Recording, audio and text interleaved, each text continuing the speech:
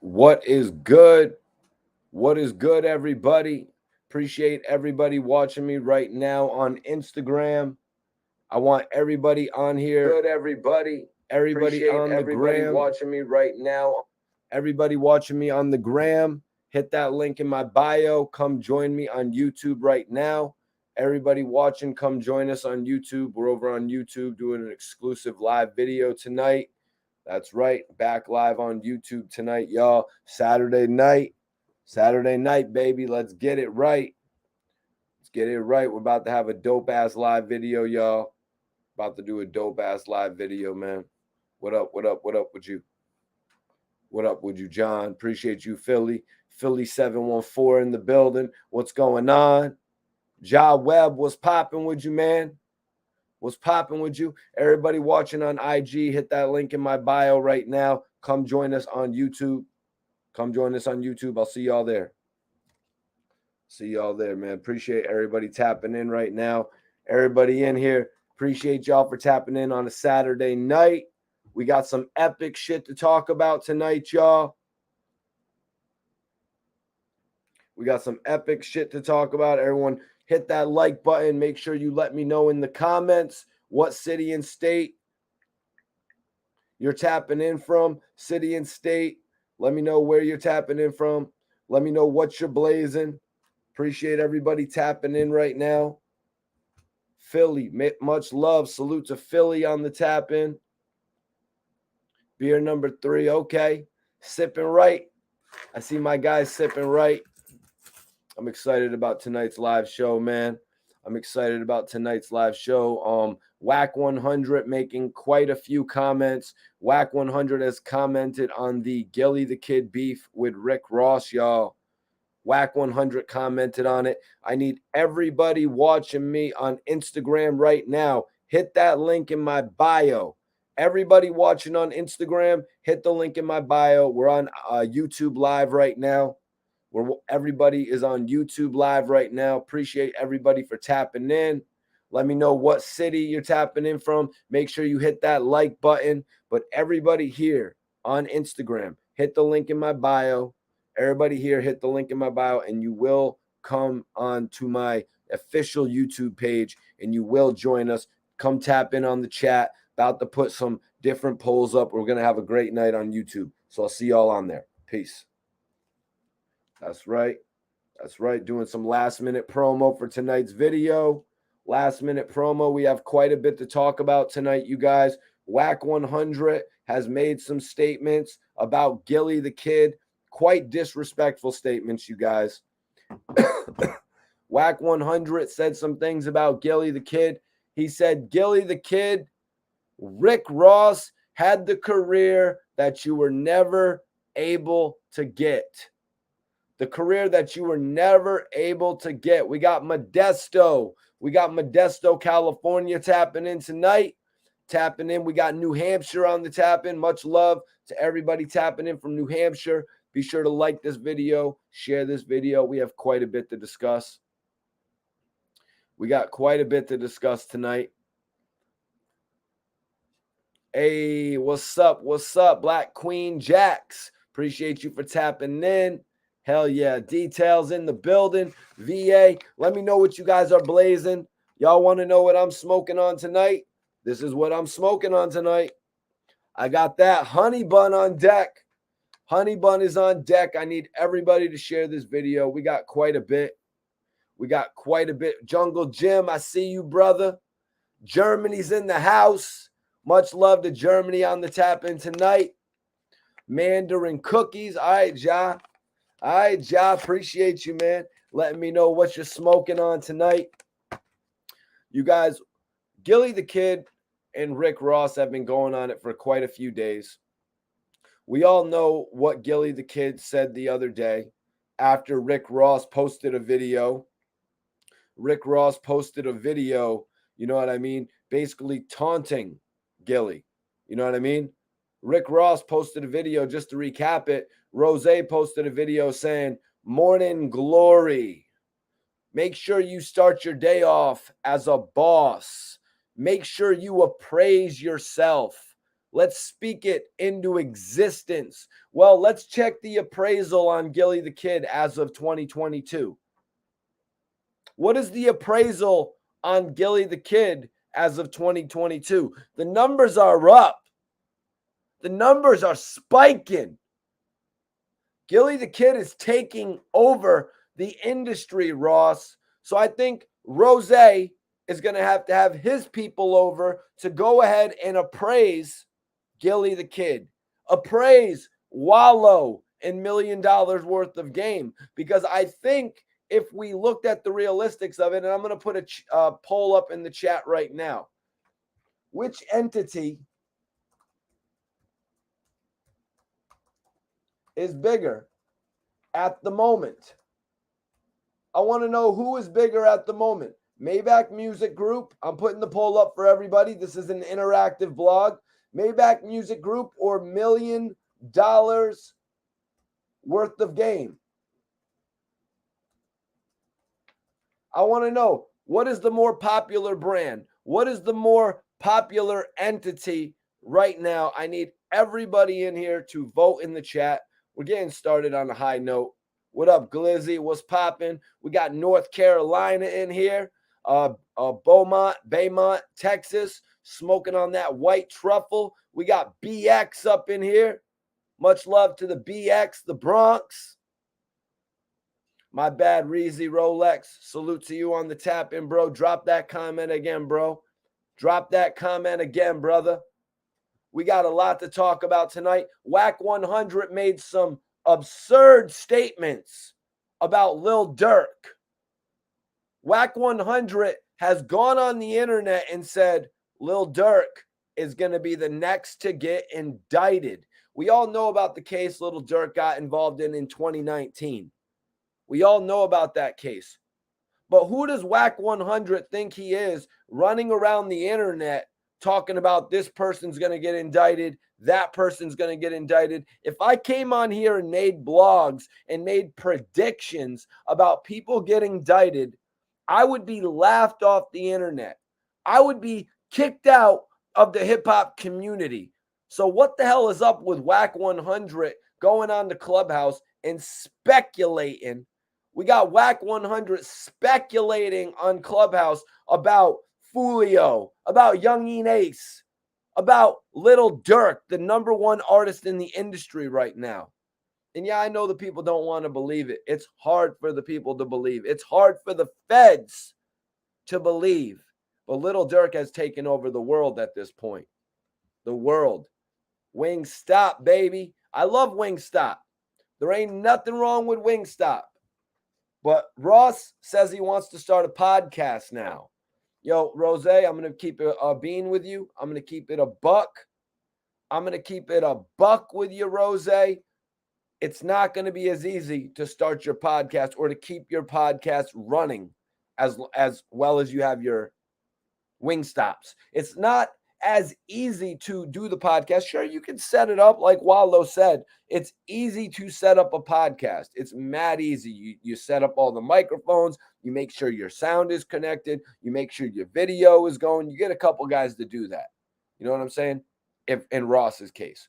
But Rozay, it's a lot easier to order that spicy Korean barbecue. It's a lot easier to order that garlic parmesan or the lemon pepper, or to make sure that the ketchup is stocked, or make sure that you're moving on with them thighs, them deals for them thighs, you guys.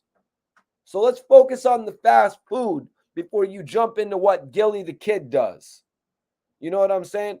Because Gillie the Kid has the gift of gab. He doesn't have the gift like Ross does. Let's get into Ross says here.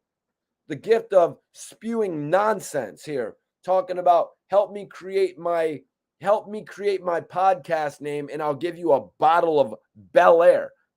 And I'll give you a bottle of Bel Air. Come on, man. So Ross is like, you hear the noise. You hear the noise. They're building. They're working. That what has to be going on in your mind and your soul. Make that shit taller. We ain't talking about goals and achievements because most don't accomplish and reach their goals. Unfortunate, ain't it? Ross, how the hell are you going to go on your story and talk about people not accomplishing their goals? It's unfortunate, ain't it? You think you're taking a shot at Gillie, when in reality, you're taking a shot at 85% of your fan base. Going to talk about goals that people don't accomplish and shit like that. Let's be realistic. People set high goals for themselves. They set high goals for themselves, and then when they make it somewhere, they don't feel bad about it. I set a goal for myself to make $100 million. I ended up making $75 million. I set a goal for this year to save $75,000. I saved $60,000. It's not a loss. You set a goal for yourself so you can actually achieve something in the long run. So Ross is like, it's only right if you get the second chance. It's only right if you get the second chance or another opportunity that you seize the moment. You better take advantage of it because there won't come a third time. So I feel it. I feel that dig right there. I felt that dig from Ross at Gillie. You got a second chance in the industry. We all know Gillie had attracted the attention of Jay-Z before Rick Ross. We all know about that. We all know Gillie the Kid got a record deal before Rick Ross. We all know that. And I'm not talking about Suave House. We know who was more popping on the scene first if you're really a hip-hop fan. But let me take a look at the poll. I want everybody to vote in the poll. What's bigger, MMG or $1 million worth of game? What's bigger, you guys? Let me know. Let me know in the video tonight. I got to hear what y'all got to say about it. Let me take a look at the polling numbers. What is bigger? $1 million worth of game. Everybody share this video. We're just getting started. We're recapping what Ross said the other day. Ross was speaking maybe on his flailing career as well a little bit. It's a lot of people that start business and get discouraged when they don't believe it should go. But a lot of times, that's when it goes the best. Because a lot of times you want the experience. You want the knowledge versus the money. Right now, Ross is facing a lot of downs, a lot of L's. So he's cool with getting the knowledge, or at least he's going to say he is. You know what I mean? I was looking at Ross's story a little bit earlier today, and he's back to his touring schedule. That is not odd to me. Rick Ross has always been a major touring artist. Hell, I was with Ross in Trinidad when I was out there with Bang'em. You know what I mean? I was with Ross in Trinidad. I met Kano. I met Mespec Miles. They had literally just come from Africa with Rick Ross. It's no question that Rick Ross is a major touring artist. Is he a major podcast artist? No, that's not what he is. So for him to try and step in Nori's lane, try and step in Joe Budden's lane, trying to step in Gillie's lane, I think it's going to be easier said than done. The man is busy. Rick Ross is busy on a daily basis, nightly, traveling, even having meetings, making sure his businesses are taken care of. He has hour-long conversations every day, I'm sure. Is he really going to be able to fit all that into a podcast? Really? So Ross made a big announcement. So Ross is like, so guys, I wake up, I had a beautiful idea, a boss idea, Rick Ross said. I'm going to start a podcast. I think every day somebody wakes up and said, I'm going to become a rapper. I'm going to start a podcast. I'm going to be a videographer. I'm going to jump on here and start talking every single night on the internet. I could have did it one time. I could have did it 2 or 3 or 4 times. But the fact of the matter is I do it nearly every single day of the week. That's the fact of the matter. When you have and you want to start a podcast, you have to show dedication to that podcast. That is what it is all about. Gillie and Wallow have a new show every single week of the year. Excuse me. They have a new show, new guests. T Grizzly's on next. They had Jay Prince, King Von, rest in peace. They've had just about everybody come through their show. And now there's talk of 50 Cent coming on the show. Now there's talk of 50 Cent coming on the show. Let's be real. 50 Cent comes on $1 million worth of game. 50 Cent comes on $1 million worth of game. It's gonna be a problem. It's gonna be a problem. You know I'm gonna cover it. Major shout out to Gillie the Kid. But you know what? Gillie, in all honesty, man, Gillie responded to all this shit in his own way. And we're gonna get into that as well before the new shit. Because there is some new shit. Wack 100 addressed all of this now, you guys. Wack 100 had some shit to say about Gillie. Wack 100 said Rick Ross has the career that Gillie the Kid wishes he could have had. Huh? BMF, blowing money fast, all those records, 9/11, all that shit. Does Wack even know what Ross's career is to say that that is the career that Gillie wanted to have? I will get Gillie on the phone right now. I know for a fact Gillie the Kid did not want to have a career where he was selling 150,000 units first week. I'm going to send this. Let me send this video to Gillie real quick. I'm sending this video to Gillie. I got to ask him that shit. Share this video.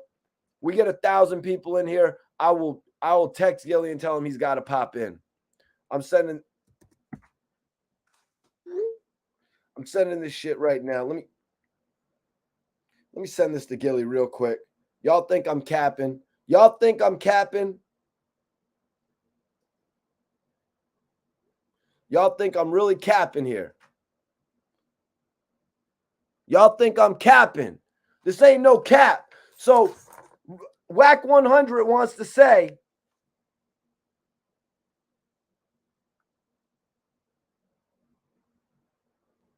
Wack 100 wants to say Gillie the Kid wanted Rick Ross's career. Gillie the Kid wanted Rick Ross's career. I'm sorry, but Gillie the Kid did not want to come out and sell 150,000 units first week. Gillie did not want to come out and sell 150,000 units first week. Even myself and Bang'em Smurf, when we heard that Deeper Than Rap sold 150,000 units first week, we were disappointed, you guys. We were disappointed that Rick Ross moved that low of number of units. And I can say, looking from the outside in, and I think y'all would agree with me as well, 300 people in here, share this video, let's go. Like I said, we get 1,000 people in here. I'm calling Gillie. I'm going to be like, Gillie, jump on this joint. But it is what it is, man. It is what it is, because we got to talk about the real shit. We got to talk about the real shit. People talking about Wack 100 saying that's the career that Gillie the Kid wanted. I'm sorry, man. Gillie the Kid was not coming into the game to be an artist that sold gold. Gillie the Kid was coming into the game to be an artist that went multi-platinum, like 50 Cent, like what Lil Wayne was. Gillie the Kid was going to be one of the most major artists in the game if he wasn't blackballed. So for Rick Ross or for Wack 100 to say, oh, Gillie the Kid wanted to be in Rick Ross's spot, for him to say that Gillie wanted to be in Rick Ross's spot, it doesn't even make any accurate sense in the hip-hop game. Nobody was coming into the game saying they wanted to be the dude selling 150,000 units first week. What up, Camden? What up, Camden? Runts over here. Hell yeah, smoking on that good. What up, Lady Legend? Appreciate you for tapping in. Hit that like button, y'all. Hit that like button. Share this video. Make sure y'all tap in with Bella K. Yeah, a lot of people want to talk about the hits. Well, a lot of people want to talk about the hits. Let's talk about the fact that Rick Ross was on a Trina record in 2002. A Trina record that nobody even knew about. Gillie the Kid had a record deal with Major Figures. Released Yeah, That's Us.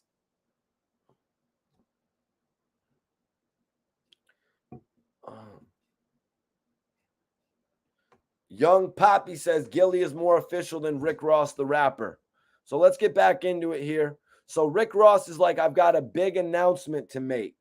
I've got a big announcement. So guys, I wake up I had a beautiful idea, a boss idea. A boss idea. I'm going to start a podcast. Yup, I'm going to start a podcast. Ha, ha, ha. Dead ass serious. And guess what? I want you to help me name my podcast. And if I decide to use your name, I'm going to bless you with the Holy Trinity, right? Okay. Okay. So you're going to bless me with the Holy Trinity, Rozay? So I guess that means I'm getting stock options. I guess that means I'm getting a little cut. Maybe I'm going to get a deal with MMG. Let's hear what Ross says the Holy Trinity is, you guys. I'm going to make sure you get a Bel Air bottle. You're going to get that Bel Air bottle, baby. I'm going to make sure you get a Vion. And I'm going to make sure you get that Bamboo. And I'm going to make sure you get that Bamboo. Everybody, right now, you're watching the Mikey T, the Movie Star podcast. Don't get it twisted. Yeah, that's right. This is Mikey T, the Movie Star. I've been doing interviews since 2009. You heard? I've been doing interviews since 2009. You heard?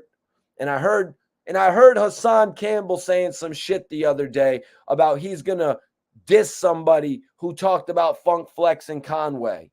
I heard Hassan Campbell saying he's going to diss somebody that talked about Gillie the Kid and Rick Ross. Hassan, say one word about Mikey T, the Movie Star, speaking on Gillie the Kid or Rick Ross. You better check your facts. You better check your facts, Hassan Campbell, before you try and tell me I can talk about somebody. And I cannot. Matter of fact, Hassan, I'm not even calling you Hassan Campbell no more, bro. It's Raz B now, bro. It's Raz B from now on. So if you want to come and try to tell me on the internet, Hassan, if you want to try and tell me on the internet that I can't talk about Gillie, if I can't talk about this and that guy, I have a long list of bloggers that I've ended their careers. And I will add your ass to that list, Hassan. Don't light a fire up under Mikey T, the Movie Star, Hassan Campbell. Do not light a fire up under me.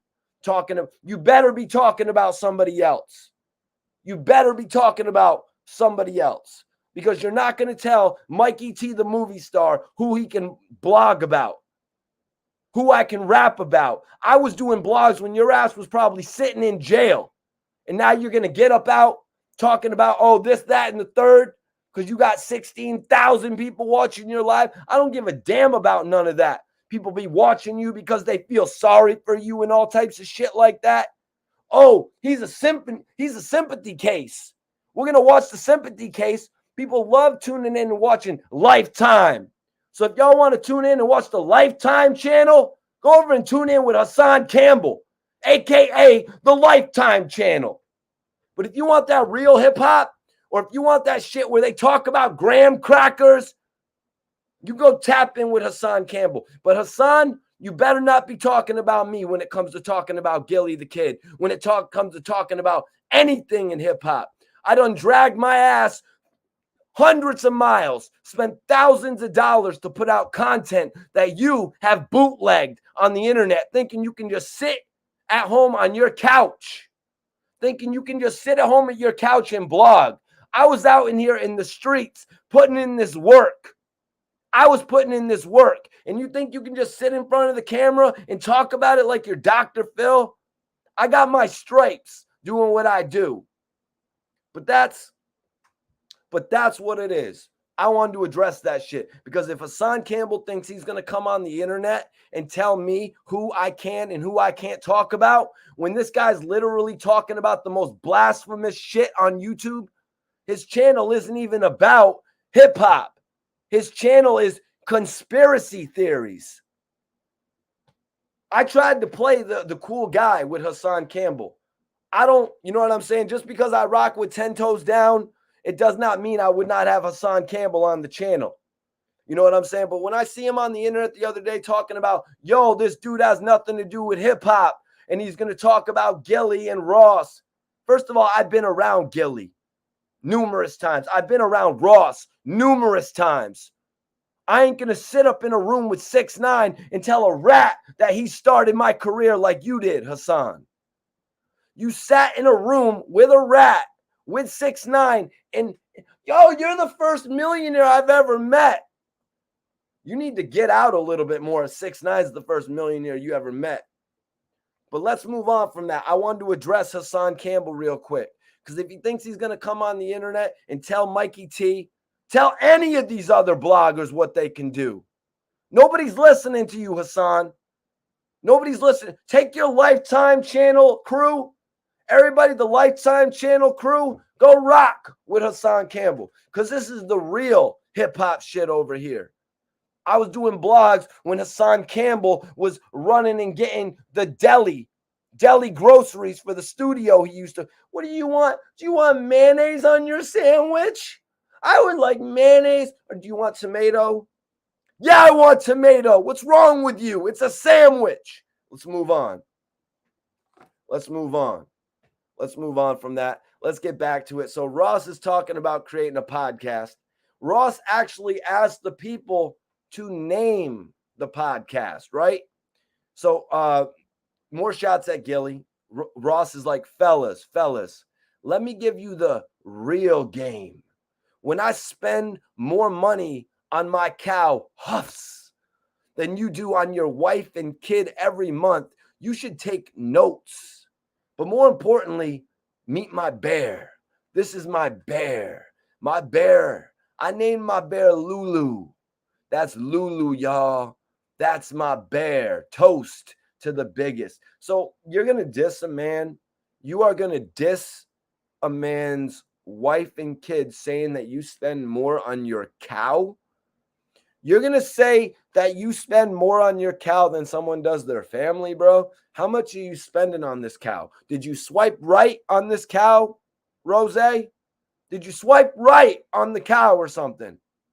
Now, you know, a lot of people say, yo, Mikey T, you're bugging, bro. You're bugging, Mikey T. There's a lot of shit going down with Ross where he's getting all these cows. You know what I'm saying? He's got the land. He's doing things with his land. He's making sure he could profit off of it. There's nothing wrong with that, man. There's nothing wrong with profiting, whether you're going to join a NASCAR crew, whether you're going to join a NASCAR crew and start a car, whether you're going to open up a wing stop. There's nothing wrong with that type of shit. But now what he's doing, and he's trying to step into Gillie's lane, and he's trying to embarrass Gillie. But in reality, he might end up embarrassing himself.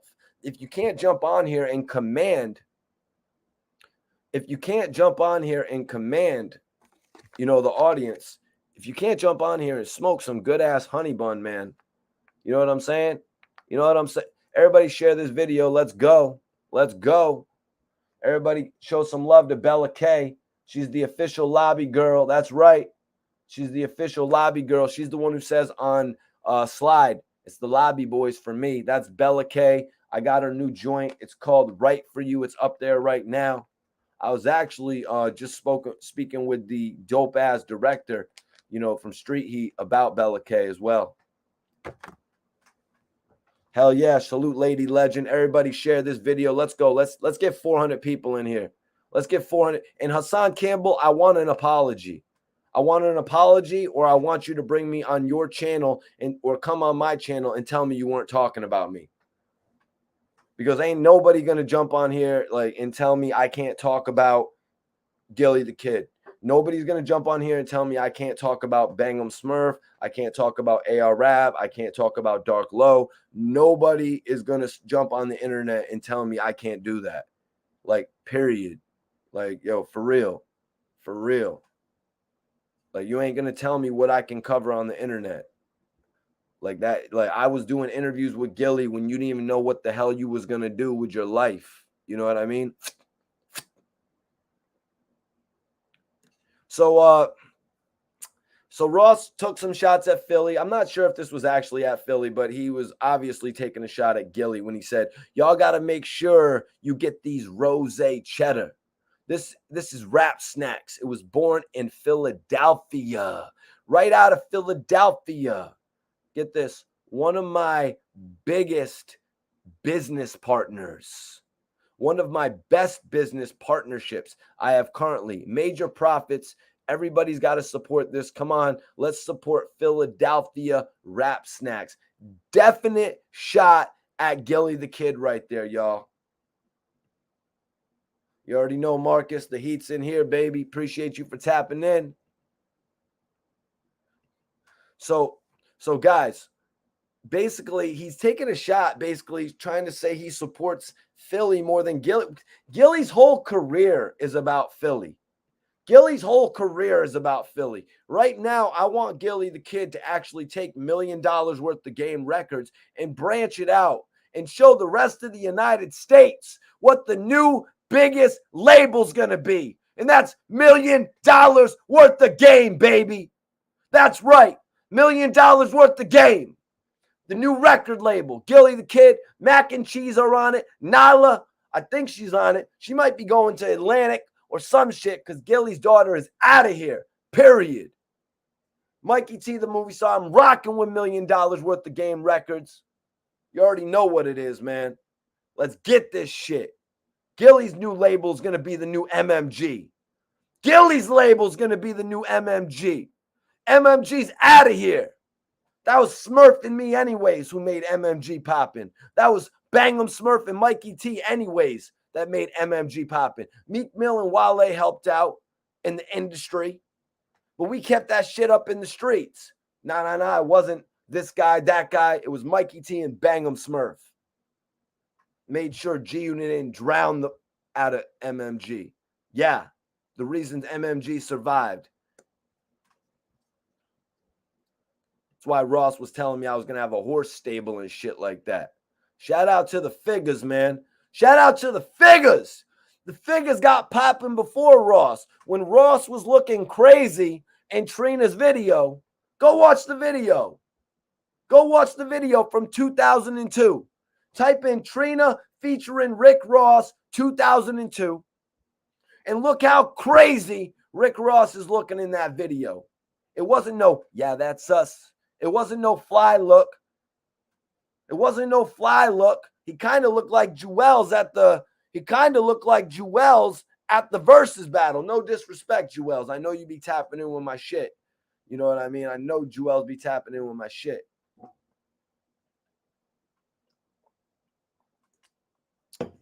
No. I'm on this tonight. I'm on the best cookies. We're waiting on you, Burner. We're waiting on you, Burner. What other blogger supports cookies like Mikey T, the movie star? We're waiting on you, Burner. Let's do this endorsement, Burner. Cookies. Mikey T. It makes sense. But yeah, so Gillie responded to this. Gillie responded in a crazy fashion, you guys. Gillie the Kid went absolutely in on Rick Ross, y'all. Let me get it right here.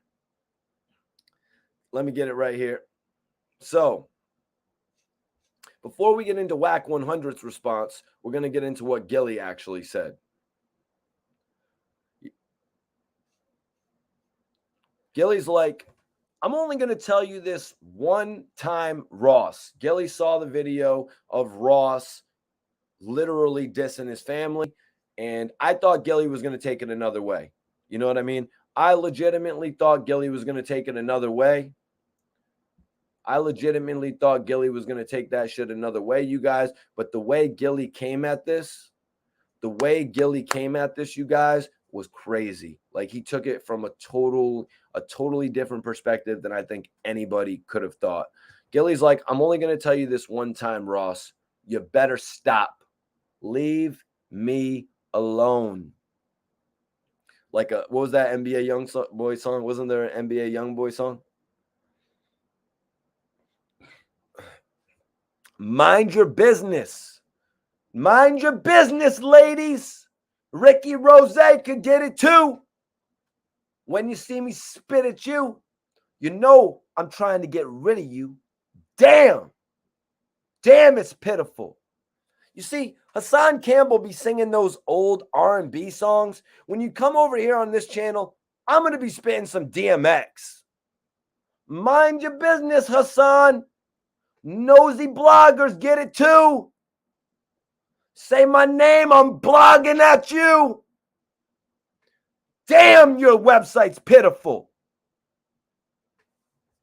Damn, your blog site's pitiful. Mikey T, about to get rid of you. Yeah, that's what we're going to do. Try to put my name on that shit. Try to put that shit on my jacket.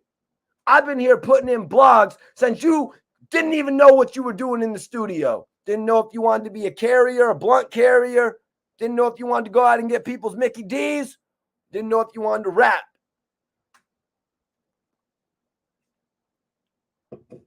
Yes, sir. Yes, sir. Yes, sir. Yeah, that's right. Yeah, that's right. So Gillie's like, mind your business. Mind your business, because you went on Instagram. You went on an Instagram page calling me out my name. You went on an Instagram page calling me out my name for nothing at all. This is how this shit all started. So I'm going to tell you again. I'm going to tell you again to leave me alone. I seen your funky ass video. I seen your funky ass video coming outside. This is not what Gillie said, but he said, I seen your funky ass video. We all saw the video. Ross came outside. He was wearing a robe. This man's talking about another man while he's wearing a robe. This man is literally coming up out of his crib. So I know once I got out the shower and I'm wearing my robe and I'm walking around the crib and I'm going, to the fridge and shit, and I'm getting something cold to drink, I'm not thinking about other dudes that I'm hating on. I'm thinking about getting myself together for the day. You know what I mean? Ross obviously just can't help himself.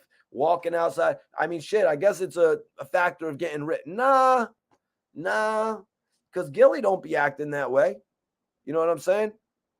50 at least waits till midday to troll on Instagram. But Ross just wakes up with it.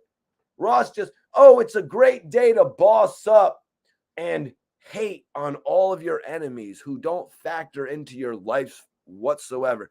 No, that's why Gillie calls you a lame. That's why Gillie says you can't unlame a lame. When you wake up like that, you know what I mean? When you wake up like that, you've got a lot of work to do. This is why people like Charlemagne and all them talk about how counseling is good. How once they get the bread, they start going and seeing a counselor. All these guys be going to see counselors. I'm like the older version of them, though. You know what I mean? I'm like, but before they were able to get bread for counseling. So Gillie's like, I seen your funky ass video. I spend more money on my cow hoofs than you spend on your wife. You're probably right, because I ain't bought her. I caught her. She with me because of who I'm blessed to be, not because I bless her with a fee. Listen to that shit, you guys. The way Gillie handled this was so brilliant. The way Gillie handled that beef was so brilliant, you guys. Everyone thought he was going to go off. Everyone thought Gillie was actually going to flip out like crazy. You know what I mean? Everyone thought Gillie was going to flip out like crazy. But what happened? Gillie took it a whole nother way. Gillie brought it to the level of, why you think I got to buy my wife? Why you think I got to buy my wife like all these other rappers who get money? They get money and then they be up on Craigslist purchasing the $300 chick, $600, $3,000, you know what I'm saying? Experience. Gillie didn't have to bought her. He didn't bought her. He ain't bought her. He caught her, you guys.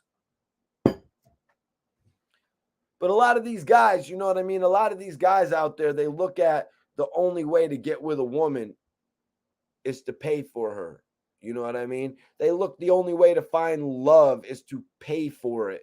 How do you find love? Oh, you charter a helicopter, you charter a private jet, and you fly them over the world, and you spend. I gave a bitch $100,000 and gave her a heart attack.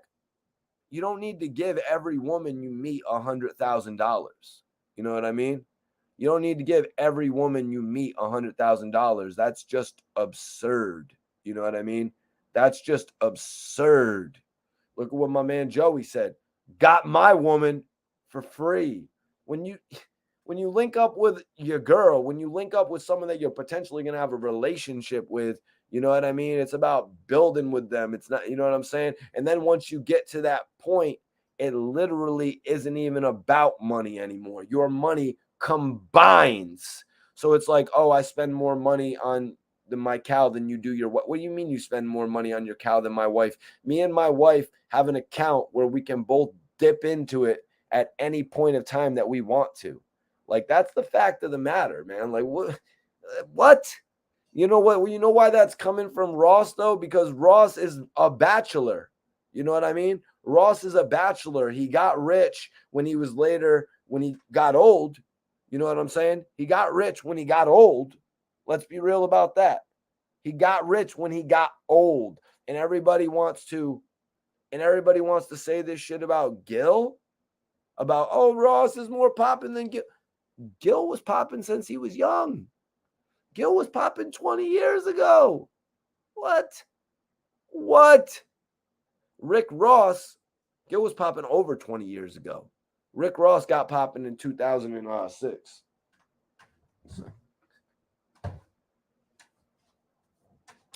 Shit is annoying the hell out of me. But yeah, let me see. My bad. Okay, we Gucci, baby. Let's get right back into it. Y'all. NYC in the building. Salute to New York City. Hooves. I think that was the cow's name, though. So let me see here. Let me get right back into it, you guys. I spend more money on my cow hooves. My cow's hooves. I think he meant the cow had a name, though, to be honest with you. Just like he said the bear had a name named Lulu. You know what I mean? But ain't you said I put Molly all in her drink and she ain't even know it? God damn, Ricky. Huh? Stop talking about money, because money don't unlame a lame. It's a lot of suckers out here with money. Money don't unlame a lame. Joey, I appreciate that $5 super sticker. And if anybody in here wants to send in a super chat, send a question in with it, send some of your music in with it, I'll post it up. You know what I'm saying? I'll post it up with all super chats. Also, if you have any statements that you want me to read out or questions, make sure you send it with a super chat. Marcus says, Gilly handled it how it's supposed to be handled. Yeah, he didn't handle it. What up, Joe? Brooklyn, New York's in the building. He didn't handle it emotionally. He handled it with the truth. You know what I mean? That's what made him win that encounter. Now we're all waiting. What is Rozay going to say next? What will Rozay say next? But Gilly literally brought up the worst moment in Ross's career so far, aside from 50 Cent exposing him. Aside from 50 Cent exposing him as a cop, Rick Ross having that line in the song, I put a Molly in a drink and she ain't even know it. Off of that, you don't even know it.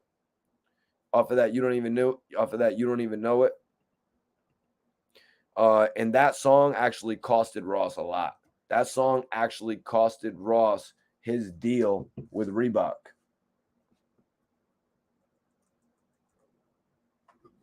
Let me just make sure my light is good. Guys, is the light good or is it too bright?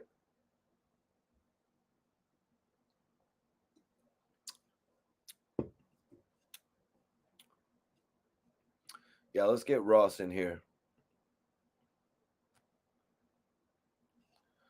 Oh, yeah, we're about to get into that.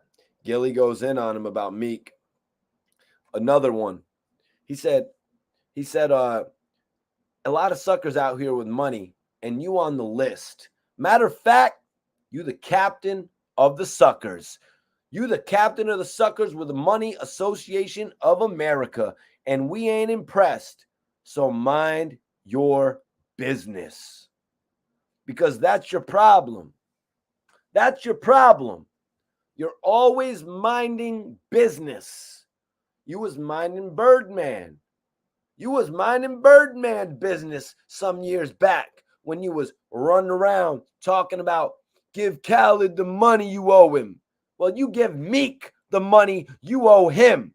You got him in a deal he signed when he was 19, and now he's 35. I thought you said a boss is one that's going to guarantee we're going to eat. Well, why ain't you renegotiating? Why ain't you renegotiating? He would be broke and disgusted messing with you. He's a hell of a businessman. Salute to you, Meek. But stop talking about money and stop pushing that Bel Air. Stop pushing that Bel Air because they don't drink that shit no more. Gilly started going in on the Bel Air, you guys. I got that electric ice blue. I got that ice blue electric. I got that lime green. I got the lime green bottle. It floats in the air like Aladdin's carpet. We don't care. We don't want it. We don't drink that shit, man. And slow up on them lemon peppers. And slow up on them lemon peppers. And leave me the F alone. I'm telling you. This ain't what you want. This ain't what you want. And let me know what other blogger has this drop. Let me know what other blogger. I want to know what other blogger has gone and linked with 300. Whoa. Lil Durk on rock with Mikey T, the movie star. You are now you're rocking, man. 300. Lil Durk on rock with Mikey T, the movie star. You are now you're rocking, man. 300. How we rocking? Mikey T, the movie star. You are now you're rocking, man. 300. Lil Durk on rock with Mikey T, the movie star. You are now you're rocking, man. 300. We rocking 300. So keep Lil Durk's name out of your mouth, Wack 100. Keep Lil Durk's name out of your mouth. Bobby Shmurda went on Adam 22 show. He said, I just made $1 million. I just made $1 million last week. I'd rather go to sleep than talk about Wack 100. Nah, Wingstop is the shit. I love Wingstop. In Miami, they take too long to get your food, though. I'll tell you that much. In Miami, they take way too long to get your food. But here in Connecticut, they get you that shit real right. They get you that shit like quick. Like you don't have to wait no 30 minutes like you had to wait in Miami. It's crazy, right? So listen, I'm telling you, this ain't what you want, like Lil Durk's first single. You better leave me alone. And one thing about me, I'm not no hater. I salute you. Your crib is immaculate. I'm talking your crib is 101. Unbelievable. It's unbelievable.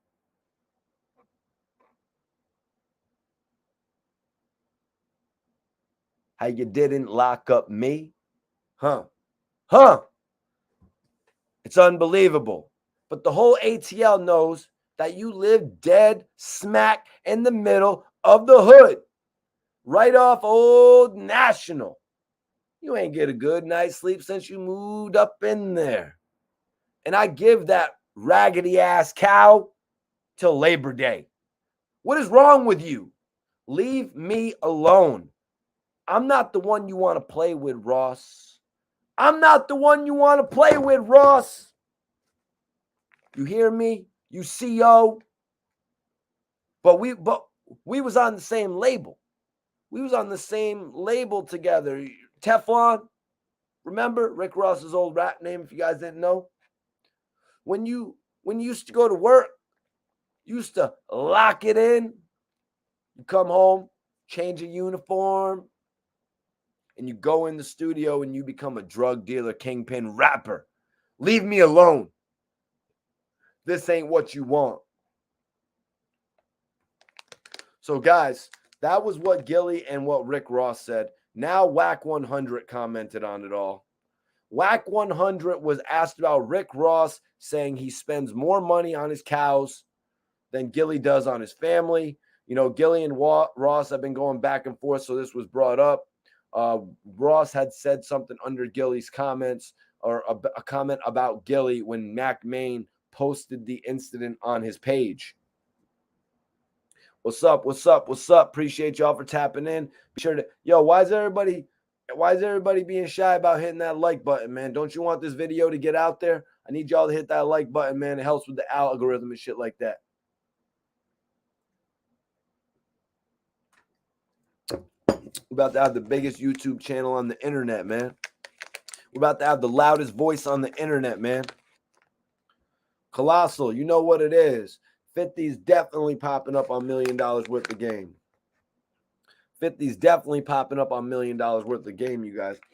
I'm about to roll up some of this good strain. Talking about Gillie the Kid and $1 million worth of game.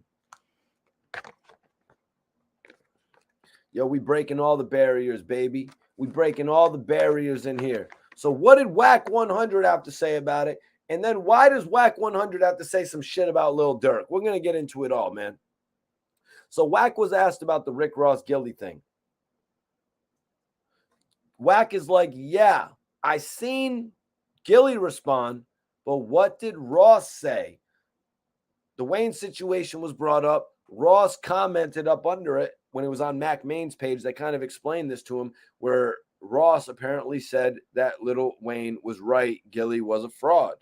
You know, the major conversation has been brought up many times about Lil Wayne getting ghost written by Gillie the Kid. That conversation has been brought up 1,000 times, you know what I mean, on video. You know what I mean? It's been brought up multiple times. So there's bad blood between the two. You know what I mean? There's a little bit of bad blood between the two, which obviously has not fully been put out because of the fact that we saw what happened when Gillie went to meet up with Wayne. Gillie went, they were in the same sort of environment. They met up for literally maybe 5 seconds. You know, the interaction was maybe 3 to 5 seconds. And that interaction, it just didn't go anywhere. You can't expect every interaction to go somewhere right then and there. You know what I mean? You can't expect every interaction to immediately lead to an interview. Sometimes shit takes time. You know what I mean? Sometimes shit takes time, you guys. Gillie and Wallow should have chilled out a little bit and waited for that interview to actually transpire before they, you know what I mean, talked about it on the internet. But I'm pretty sure after that, they probably kind of thought that it just wasn't going to happen. You know what I mean? They probably just thought it wasn't going to happen. And they spoke out of turn and shit like that. Let me see a second. Let me get a little sip of this juice. Mac Main actually posted the video on his page. Of course, Wallow was, or Lil Wayne wasn't going to post it on his page. Lil Wayne's kind of at another level. They could get away. Oh, shit. They better not ban me from Wingstop. They better not ban me from Wingstop.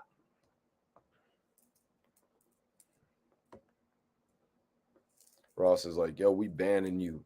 We banning you from Wingstop. You ain't never going to get a 6-piece again. All right, man. All right, man. But I love the fact that the 6-piece come with the fry and the drink, though, man. Come on, Rozay. Let me see. Maybe I should put it up in the chat. Since look at it, y'all.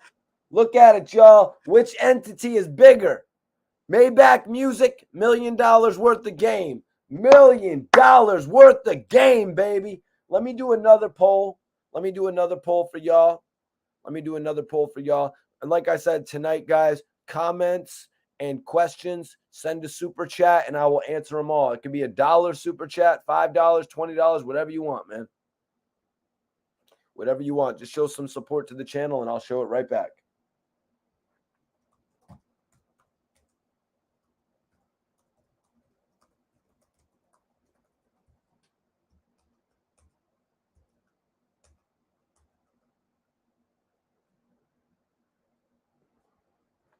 I'm putting it up in the poll right now. Everybody vote. The question of the year, the question of literally the century. Do you think Gillie wrote for Lil Wayne? Poll questions up now, but let's get back into it here. So Gillie and Ross going back and forth was brought up. Wack is like, yeah, I seen Gillie respond, but what did Ross say? Wack is like, what did he say? And then they brought up how Gillie stopped his interview with Southside and went in on Ross. It was said usually Wallow would break it up. You know, they're like, Wallow would usually break it up. But Gillie said when these old dudes don't hear the roar of the audience, these dudes is out here buying cows. And Wallow did not break it up. That's actually inaccurate, man. You know what I mean? Wallow isn't going to just break up everything that Gillie does. You know what I mean? Both of these guys, they have different roles on the podcast. You know what I mean? Sometimes Wallow goes off on Gillie about Birdman in a comical sense. But if you looked at the expression that Wallow had on his face after this, if you looked at that expression that Wallow had on his face, you could tell he wasn't stopping Gillie from talking. You could kind of tell that when Gillie said things like, yo, Rick Ross was a CO and Rick Ross used to lock people up like Wallow every single day of the week. Oh, that's my guy, Uncle Beats. Uncle Beats in the building. $9.99 super chat, baby. Yo, if you got a question, a comment, anything you want me to read out, Uncle Beats, or if you got like a YouTube channel, a video that you want to plug, let me know, G's. Appreciate everybody tapping in and sending in a super chat, super sticker. Remember, you can ask a question with it. You can drop a statement that pertains to this conversation, or you can ask a question just about anything if you send in a super chat. Or you can pretty much plug your material. Yo, Mikey T, I just dropped my new video. It's out right now, and I'll pin it up and shit like that. You can include the link and all that. Just be respectful. Send a super chat. Yep, Wallow's a grown man. Hell yeah, Wallow's on some grown man shit. You know what I mean? Wallow is on some grown man shit. That's facts. That is facts. Let's see what they got to say here, though, you guys. Let's see what they got to say here, man, because I'm already seeing this. Wack 100 doesn't even really know about the situation all the way. Wack is like, here goes the problem with that, though. This is what's weird about it. Let's call a spade a spade. Ross got more money than you, and unfortunately, Gillie, he got more hits than you. Either way it go, I don't know how you win with that one. Well, let me tell you. Let me tell y'all how Gillie wins that one. Gillie has the streets. That's how he wins that one, Wack. The streets are not going to jack Rick Ross. That's how he wins. That's how he won. He wins it off respect. Who cares if Rick Ross has more hits than Gillie the Kid? Oh, let's talk about his album sales. Let's talk about the album sales. Oh, punks do that. Real dudes, when you know what I'm saying? Real dudes, when you can't attack someone's character, that's what you do. You know what I'm saying? That's what you do when you can't really attack someone's character. Let's talk about the sales. How much did this dude sell first week? I can't stand dudes who are worried about the album sales. Sometimes I'll use the album sales to prove your points against you. You know what I'm saying? What? The album sales make you official? 50 Cent outsold Rick Ross by 10 times. So what? What's Wack going to say next? Eminem is real. Eminem sold records. Then we go to Rick Ross. If that's the case, so what is Wack really saying? Is it you got money and album sales? If you got money, if you got album sales, nobody can tell you shit? Is that what Wack 100 is trying to say? Is he using that old 50 Cent logic on us in 2022? So then that means Rick Ross. That means Rick Ross is a peon to 50 Cent, right? Because 50 Cent moved 10 times more units than him. He's a peon to Dr. Dre because Dr. Dre's a billionaire, right? Dr. Dre sold so many more units of Beats by Dre. If that's how we're looking at things. No, you can't look at things like that. Dudes is just talking about, oh, this guy's a major, he's a real dude. He's a real dude because when I get around him, all of his security protects me. But yeah, man, so Wack is like, it's kind of like he's the dude you wanted to be in music but never could be. What? Listen to this, you guys. He's like, unfortunately, Gillie, he's got more hits than you either way. So I don't know how you're going to win that one. it's kind of like he's the dude you wanted to be in the music, but never could be. How inaccurate is that statement, man? I love it when dudes let people get around them that don't even know anything about their career. You know what I mean?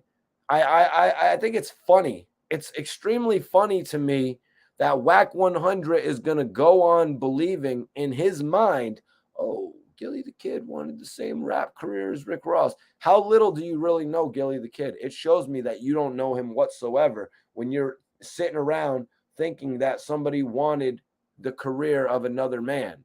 Like, it shows me how little you actually do know about this guy. So how much of friends were they really? How long did they really know each other? I can't wait for Gillie the Kid to actually do an interview and explain some of this shit. That the first time they probably met was through the internet. You know what I mean? The first time they met was through the internet. They didn't meet face to face. We'll have to hear about it all. I can't wait to hear about it all. So Ross apparently put fraud under Gucci's post that Mac Main made. And Wack is like, yeah, because Lil Wayne is saying he's lying. He's just letting you know he's riding with Lil Wayne. And he's been stressing that for a long time. He's been stressing it for a long time.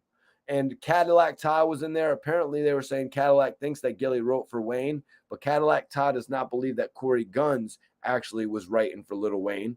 Interesting to note. Interesting to note right there. But Wack 100 says that Gillie has been stressing all of the Lil Wayne situations for a long time. The fact that he wrote for him, the fact that he was compensated for writing for him, I believe, I want to say. You know what I mean? But that's just the cliche belief. That is the cliche belief. You know what I mean? That Lil Wayne is still disgruntled off of what happened with Lil Wayne. That is what you call a cliche belief, you guys. Something that somebody wants to believe. You know what I mean? What's good? Appreciate everybody for tapping in tonight. So yeah, man, pretty crazy to hear how Rick Ross's side of the story was. Then we move over to Gillie's response, and now Wack 100 looking at it. Wack 100 pretty much saying that Gillie the Kid does not want it with Rick Ross. He's putting it up there on a base of record sales, though, you guys. He's saying this guy does not want it with him because of record sales. He doesn't want it with Ross because he has more hit singles than him. Let's talk about reach, man. Let's talk about reach. Let me check out the poll. Let me see what's going on with the poll. Do you think Gillie wrote for Lil Wayne? You guys can vote in the poll right now. 57% of the chat is saying that Gillie the Kid did write for Lil Wayne. In fact, you guys. So everybody, you can vote right now to actually impact the chat.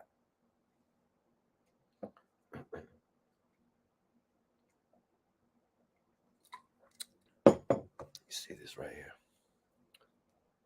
Well, Tyson, we're going to talk about the next thing that Wack 100 is jumping in. We're going to talk about the next thing that Wack 100 is jumping in, and that is Lil Durk, you guys. Lil Durk. Lil Durk, my guy. Yo, keep Lil Durk's name out of your mouth. Lil Durk on rock with Mikey T, the movie star. You are now you're rocking, man. 300. Keep my guy's name out of your mouth, Wack. Keep Lil Durk's name out of your mouth. This guy just can't help himself running around the hip-hop community talking about who's going to get indicted next. Can you guys imagine if I ran around and made videos talking about rappers getting indicted? I would legitimately be run off the internet, laughed off the internet. I love how people tune in for the first time. It's like I've been here since 2009, since you was literally asking your mother for pocket change, bro. I was doing this since you was asking your mom for your allowance on Friday. You know what I'm saying? So please miss me with the new shit. I'm Mikey T, the movie star. I do this. A lot of these guys got in the game watching me, your boy Mikey T. And I appreciate everybody for tapping in consistently. See, the God says Durk ain't getting indicted. he's got fall guys. Well, look what happened with Young Thug's indictment, man. Look what happened with Casanova's indictment. Look at how many people were involved in the indictments. Oh, wow. You guys really have to. I can't believe some people be typing some shit on the internet, man. Like, you guys realize, like, you be typing some weird shit on the internet sometimes? Actually, never mind. The majority you don't. The majority of the people that tap in are the realist audience. See, the guy says Thug was talking on them phones. He was talking on them phones.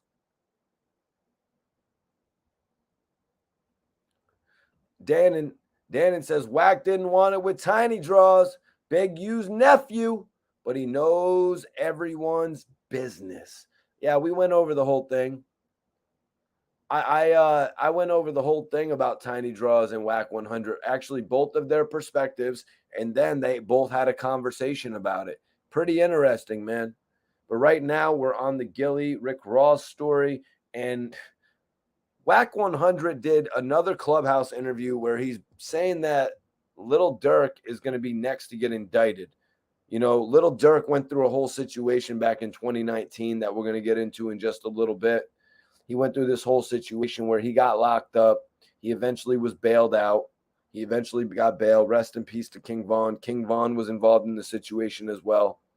You know, King Von was involved in the situation. He's passed on now, and I really don't know what's going to happen with it. Wack 100 is alleging that this situation is being left an open case. He's alleging that this situation is being left as an open case, much like Young Thug's case was left open for 4 years. Young Thug's case was left open for 4 years, and now he's legitimately still has an open felony case. And I just don't understand why any multimillionaire, I don't get why any multimillionaire would leave themselves with an open felony case. You've got lawyers that you pay hundreds of thousands of dollars. I would tell my lawyer to end that case by any means. If you want to get paid, you end the case. That's how you get paid. That's how you finish the job. I don't know how Young Thug, I don't know how Lil Durk, multimillionaires, are going to leave these cases open. That is the most unresponsible thing you can do, to leave something open like that that could be used against you in the future. It's like you're living for today. You need to live for next year. You need to live for the year after that. You need to live, you know what I'm saying? And make sure you got to put these shits to rest. It's really crazy to me that Young Thug left this felony case open since 2016. And now he's dealing with it. You know what I mean? I think it was 2016. It might have been a different year. So let's get into this.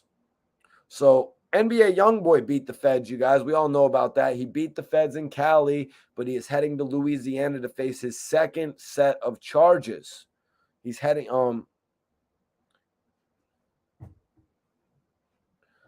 dude, it's not about paying money to end a case.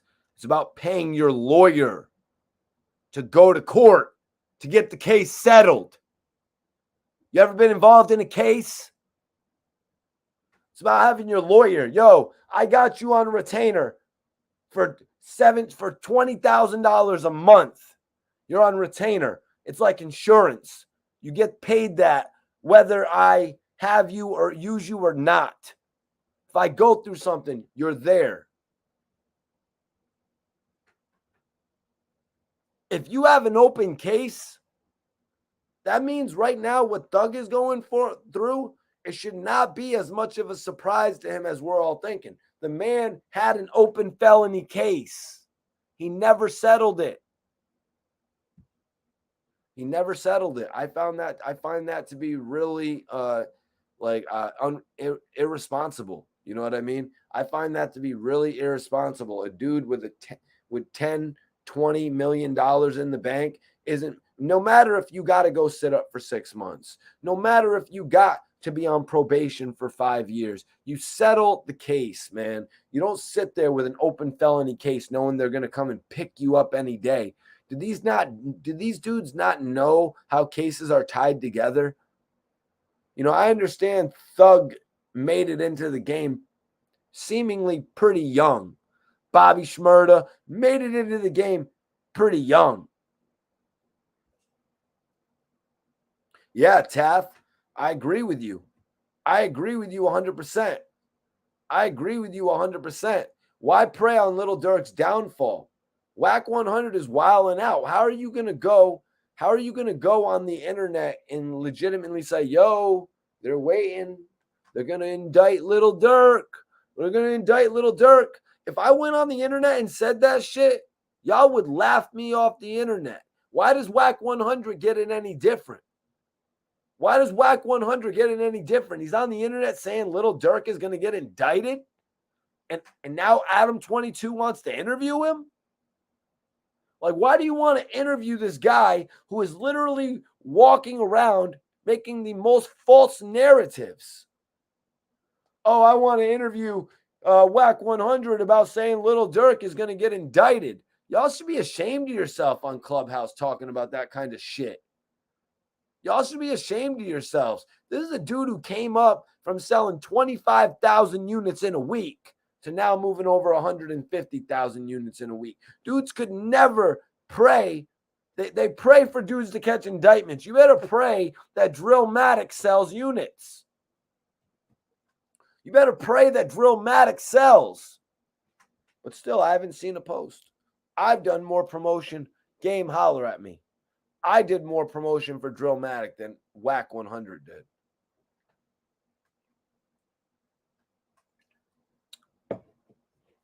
I did. No lie. So then they say, so Wack is talking about it. He says they're talking about the statute of limitations. Wack is like, it doesn't start until the charge hits. As long as they don't charge, the clock doesn't start running. So anybody out there who's like, oh, well, if they haven't been charged, that means all they have to do is wait 7 years and then it'll be gone. No, you have to be charged. You got to actually get arrested. You got to go to court. You got to skip out on court. You know what I'm saying? You got to actually skip out on court for that shit to actually come in. So the clock isn't started. She's probably just getting into the investigation. Her saying, we coming to get you in 60 days. A dude knows.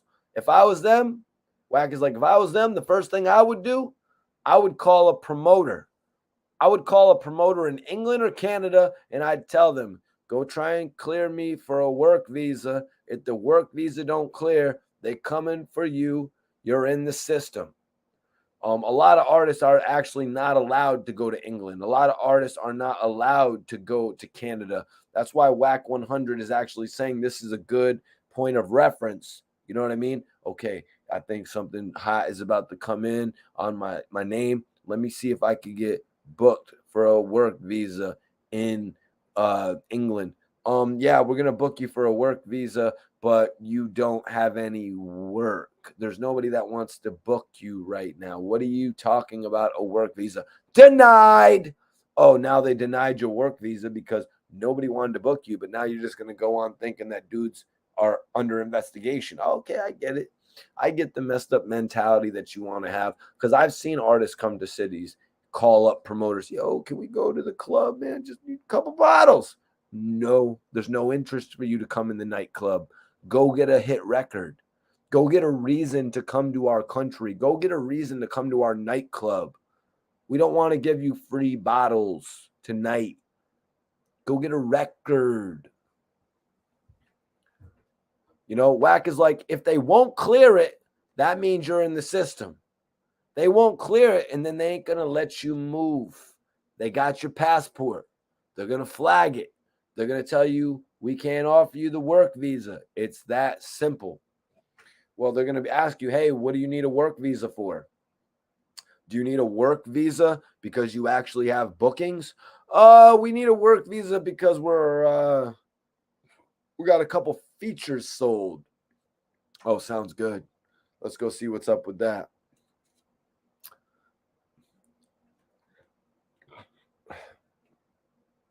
So Wack is tying Young Thug's situation together with Lil Durk. Let's see what he has to say, guys. I'm going to tell you why they coming. When they hit Thug, dudes started cleaning up, shutting down them phones, stopped moving the way they was moving. So they was like, all right, well, shit. Since everybody is shutting down, we might as well serve out paperwork. They already got who they got. Listen to that, you guys. So everybody saw what happened to Young Thug. Since we saw what happened to Young Thug, now we're going to stop moving. Now we're going to stop incriminating ourselves. Now we're going to stop any type of activity that we're doing that is going to make us hot. Okay, police found out you're going to stop doing all your activity now. Okay, you're going to stop doing all that activity. So guess what we're going to do? Guess what we're going to do? We're going to just charge you right now. We're going to charge you with all the information that we've had for the last few weeks. We're going to charge you with all the information that we've had for the last few years. You know what I mean? We are legitimately going to bring these charges on you now because of the fact that you're trying to evade us because you saw what happened to your colleague. You saw what happened to your homie. You know what I mean? So we got your ass now because we already have what you did in 2015. We got what you did in 2016, 17, 18, 19. And you think it was sweet in the pandemic, but we got you in 2020 as well. You came outside the crib.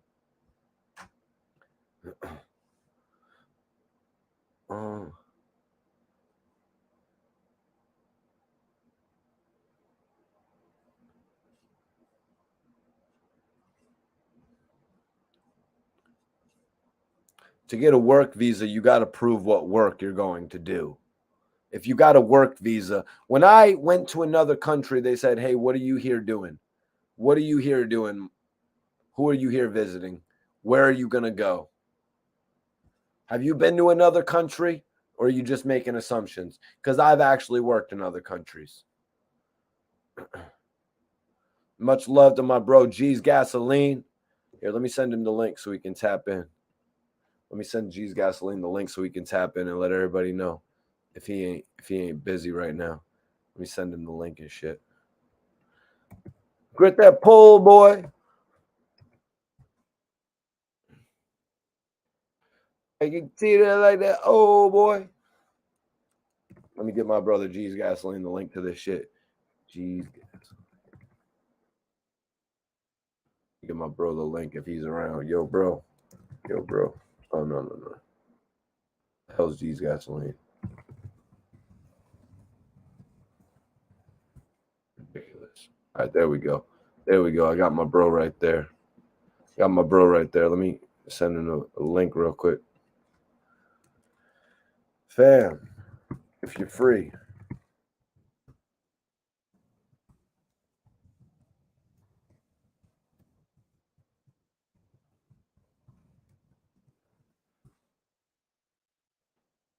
I just sent him the link.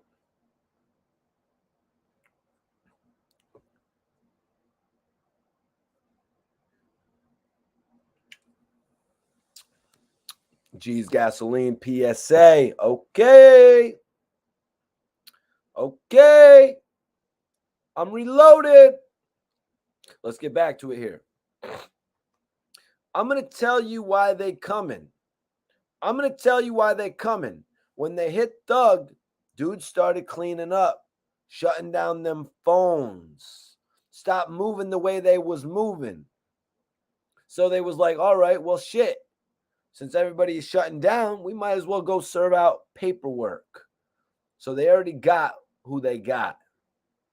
It's cautious. It's called moving cautious.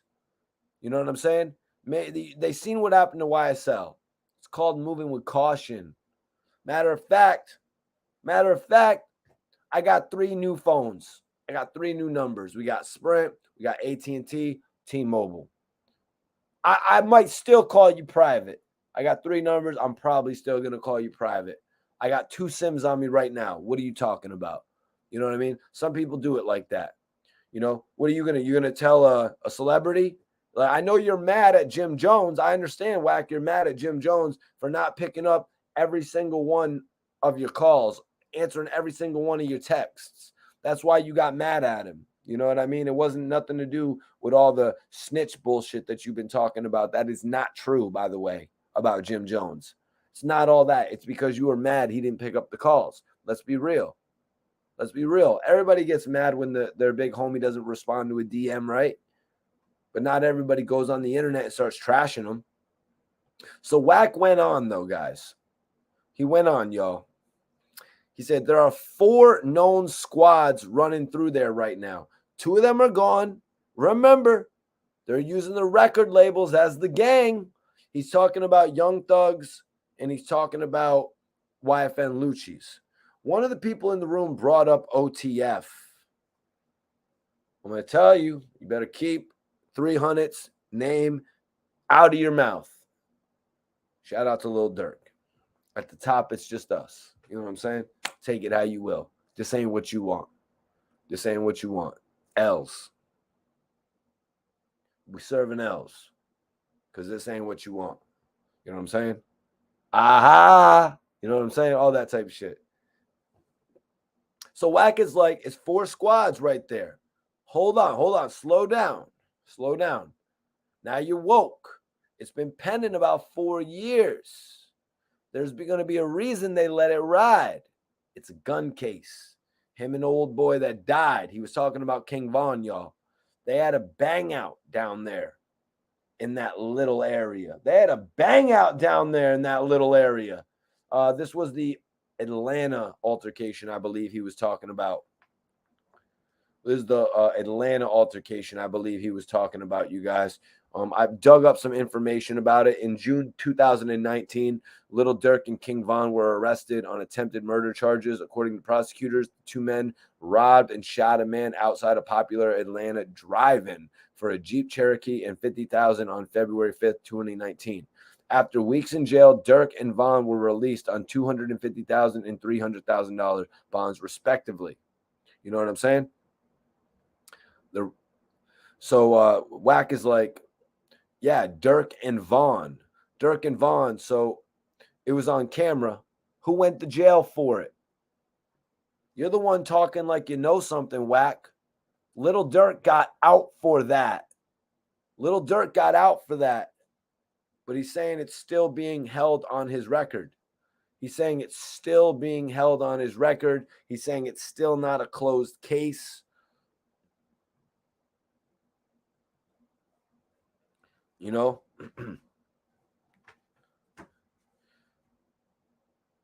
But they're waiting. The feds are waiting. They're waiting, like Wack said. You know, they think Durk. They're thinking about Durk. You know what I'm saying? They're like, he's got to be hustling. Right? Durk has got to be hustling. They want to see if he's doing a little bit of scamming. You know what I mean? They're really having a hard time believing he's getting money like he is. Not for nothing. Some people think it's hard to believe. But look, looking at Rollo. Look at Young Thug. Look at what happened with their cases, even though they had music. Look at what happened, man. But the Durk situation is different, you know. Someone said the dudes rolled up on them, and then they beat his ass and stole his car. I really can't believe that they would actually take somebody's whip, you know what I mean, especially at a drive-in, apparently. I really can't believe they were at a freaking drive-in like that. I cannot believe. Wack said, bro, listen, that case happened when me and Blueface was on tour with Lil Baby in 2019. So it's a reason they let him linger out here. Okay, so he's bringing it right back to the Young Thug case. He's bringing it back. It's like, dude, did you really get all your information just from watching the Young Thug case play out? We get it. You know what I mean? Young Thug had a case that was lingering for quite some time. They let Young Thug do his thing. Even if you look at Bobby Shmurda's thing, they were running their case on Bobby Shmurda, and they let him blow up in the music industry. They kind of kicked themselves in the ass doing that. You know what I mean? Had they gone and got Bobby Shmurda before he blew up, it may have been a different story. You know, Bobby Shmurda wouldn't be coming home to 25 M's. You know what I'm saying? Coming home to 25 M's, getting that money. Getting that money, I should say. Nobody can stop Bobby right now. It's just a pure fact, man. Bobby Shmurda's got this shit on lock right now, you guys. And people can say, oh, but there's no music. There's no albums. He's getting a shitload of money right now. They're talking about They're talking about Bobby working with 50. They're talking about Bobby working with 50, you guys. So Wack is like, bro, listen. Bro, listen. This case happened when me and Blueface was on tour with Little Baby in 2019. In 2019, you guys. So it's a reason they let him linger out there. It's a reason It's a reason why. So if the police was going to do their job and go in. So if the police were going to do their job, they would go in and snatch him and book him, right? But he would have been out here. But he wouldn't have been out here. But they leave him out here like, hey, let's leave him out here and see how much more shit he can do. And look at what happened. Young Thug ended up getting money, and now they're tying Young Thug into every crime that YSL may have committed. You know what I mean? Whatever it has to do with. I mean, shit. Look in Casanova's case. They were literally tying Casanova to cases that were involved with taking relief money.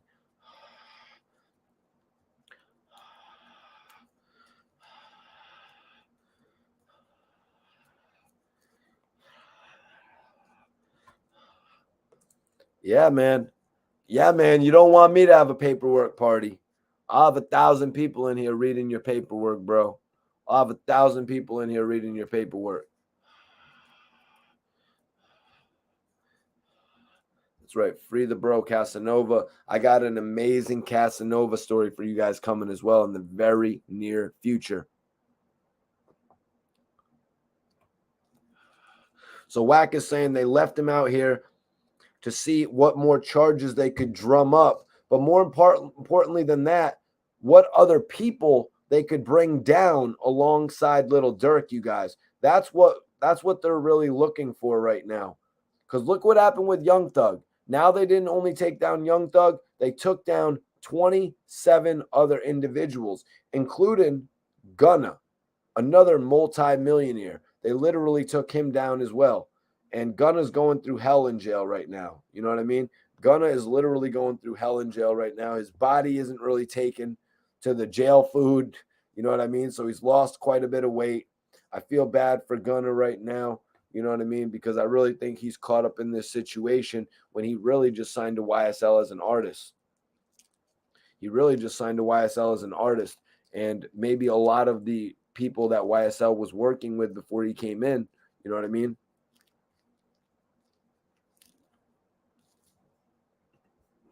When are you going to show up on No Jumper and talk with Adam 22? Whenever Adam 22, you know what I mean, has me through the show, man. That'd be cool. You know what I mean? I'd go to Cali and link up with Adam 22. I'd love to go over and link up with Doggy Diamonds on his show. Doggy Diamonds does an amazing show in New York. You know what I mean? There's a lot of bloggers out there, man.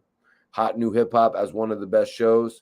You know, Hot New Hip Hop is probably one of the top 5 best websites ever. You know what I mean? There's a lot of different people that I would like to link up and go shoot with.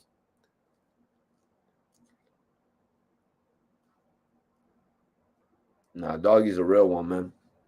Doggy's a real one. He's been at this shit for a while, working with a lot of legends in the game. You know what I'm saying? Biggie Smalls, you know what I'm saying?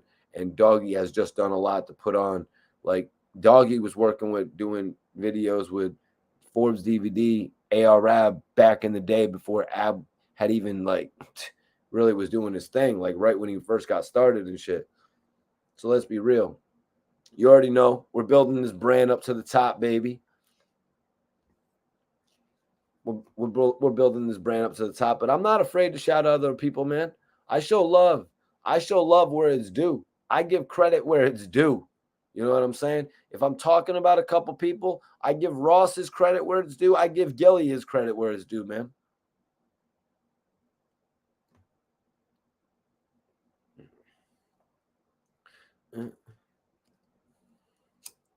Nah, they run YouTube right now, to be honest with you. They really came up off of YouTube. Like Doggy and Emrek figured out how to take that DVD market and transition it perfectly to YouTube. You see what they both do, man. You see what they both do, man. Doggy just has his YouTube show popping. Emrek has his call-in show popping. Give people respect where it's due, man. Give people respect where it's due, man.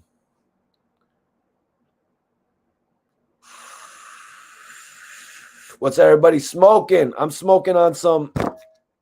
This is what I'm smoking tonight, you guys. Honey bun, baby. We waiting on you, Burner. I want that endorsement from Cookies, baby. I'm coming for all the major endorsements, man. I'm coming for all the major endorsements. We messing with Red Bull, but if it's going to be Monster, it's going to be Monster. I know Monster messes with the hip-hop community.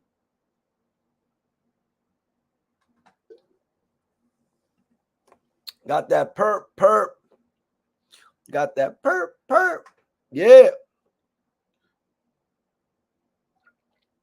I want some perp. Got that smoke up in my lungs. Got that perp.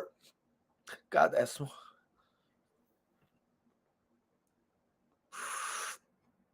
All right.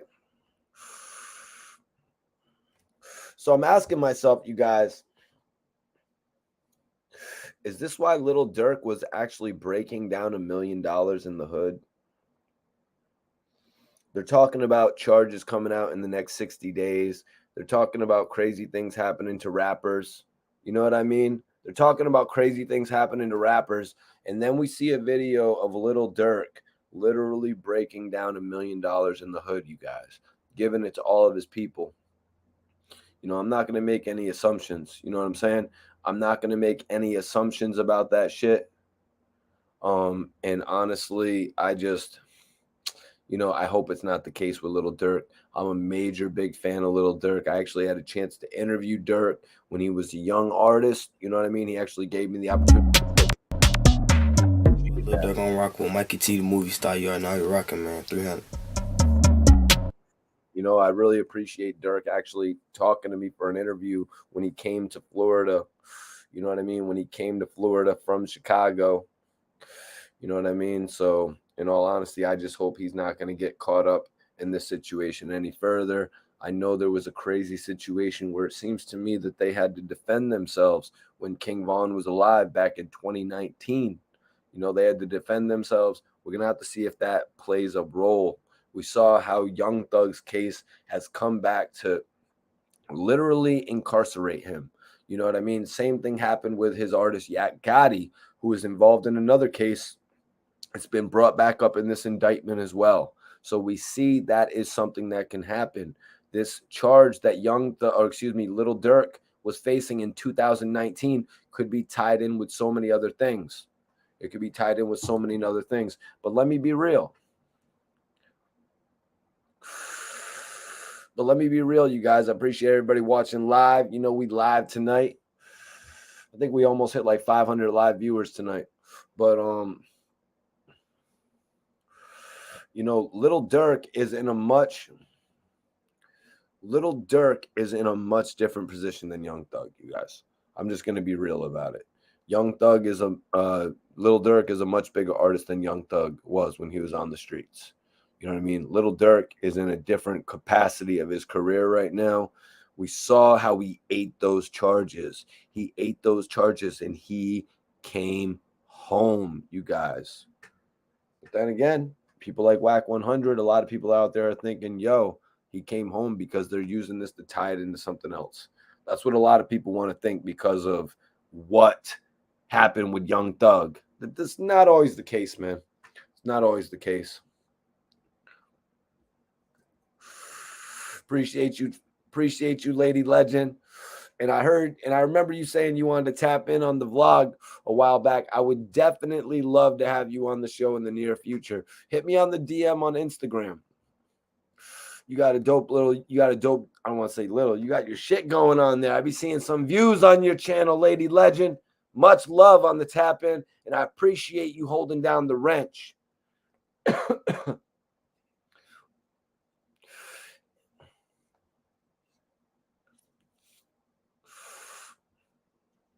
Yeah, Kodak Black got locked up again. Why, Rez? We'll talk about that in a little second. Let me get through the rest of this news here. So someone said they think Lil Durk is going to get it sealed. I don't know what the hell he meant by he's going to get his case sealed. But that's what actually, I mean, yeah, he should have got that felony case sealed. He should have got that case thrown out. He should have got that case resolved. Whatever term you're going to do, you should get that case resolved and get it put into the filing cabinet. Not have it in the filing cabinet. Whoa, we got a charge right here that Durk could technically face 20 years off of.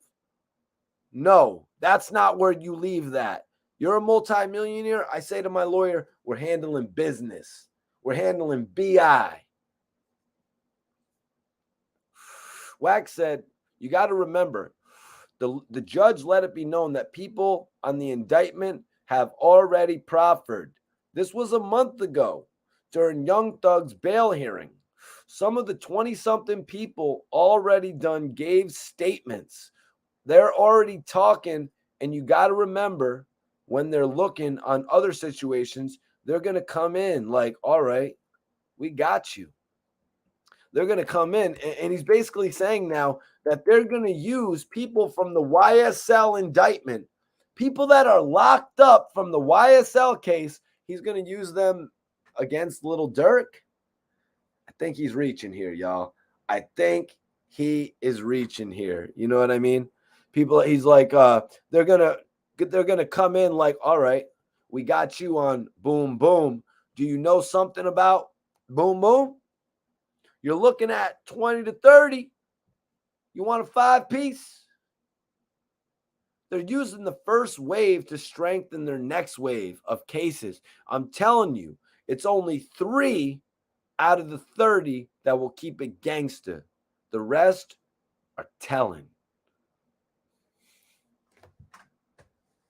Well, Wack, can you tell us about the situation that happened on camera? Huh? Can you tell us about the situation that happened that night on camera or something, Wack? Did you see the video surveillance? Like the video surveillance they had of the baby? Huh? Sometimes when the camera footage drops, it proves who is vindicated, who was in the right, who was actually the aggressor, who defended themselves. Sometimes this footage never sees the light of day, but it's used to put the case under wraps. Oh, that case ain't going nowhere in front of a judge because there's this video evidence that clearly shows they were defending themselves. And let's talk about this other thing about the rats from the YSL case coming into the OTF case. You know what I'm saying? What do the feds need to know, Wack? The people in the YSL case, like, rats don't care who they rat on. They're probably thinking, like, I don't need Durk. I'm ratting on Thug. I'm ratting on Gunna. They're thinking that I talked to this beautiful lady in the detective unit. She told me I'll be out in 2 months. What am I involving Lil Durk's name for? Let's be real. You know what I mean? Let's be real. Why am I going to involve myself in Lil Durk's case? You already got me to sign off on snitching on Gunna. I'm already snitching on Duke.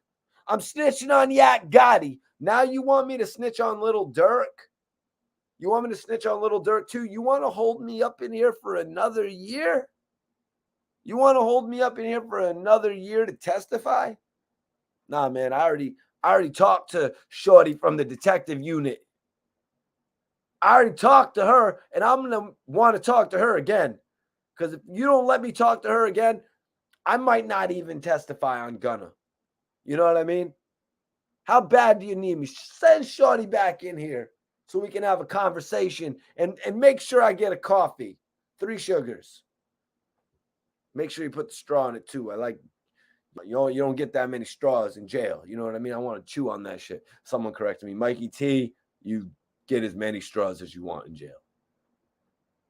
You know, if you want to tie these 2 cases together, if you want to tie them together, you should have waited and tied them together.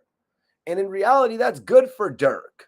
It's good for Durk because we always hear about cases, you know what I mean? We always hear about cases that you have defendants that are tied together. Like look at Diddy and Shine's case, right?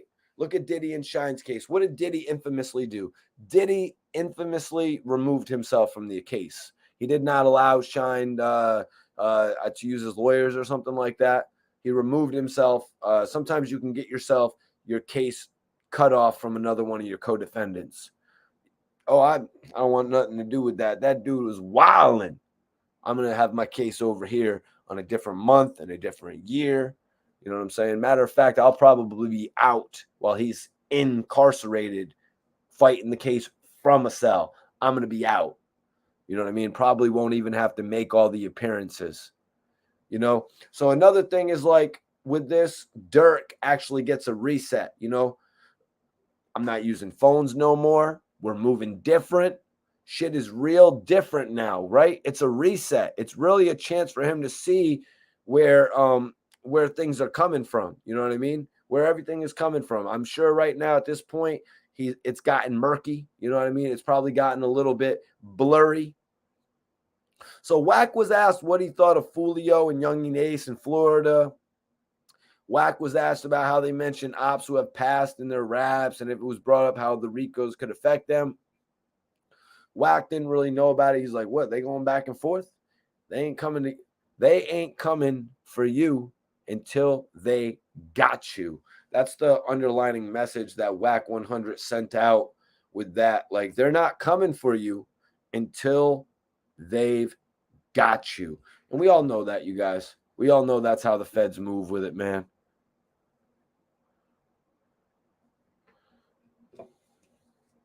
I interviewed Macazo. Y'all familiar with Macazo?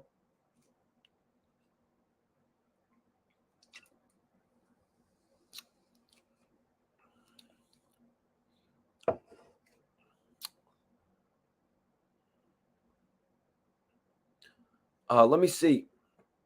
Let me see how the poll's looking, you guys. I want to know how y'all are feeling. All right. Do y'all think Gillie wrote for Lil Wayne? If you haven't voted in the poll, vote right now. Right now, 58% of the chat says they believe Gillie the Kid wrote for Weezy. They believe Gillie the Kid wrote for Weezy. What y'all smoking on? Put it in the chat. Lady Legend wants to know. What y'all smoking on? I'm blazing on some of this. I'm blazing on some good, y'all. What you smoking, Iceberg? What you smoking, Lady Luck? Let me know. Who's blazing in here? Let me know. Who's smoking good? Who's smoking good? You know, I'm just saying, like, to get on the internet and, like, talk about who's getting indicted, you know what I mean? To talk about who's getting locked up. It just sounds kind of like a ridiculous thing to do to me, just to be 100% honest with you guys. You know what I mean? It's just a ridiculous thing to do, you know, to jump on the internet and talk about this. You kind of ruin what relationship you have with these artists as well. Like, why does Lil Durk want to take a show booking from Wack 100 at this point? But, you know, in all honesty, Lil Durk would have never rocked with Wack 100. That's why he's saying this. You know what I mean? That's why he's actually saying this. Lil Durk wouldn't have rocked with Wack 100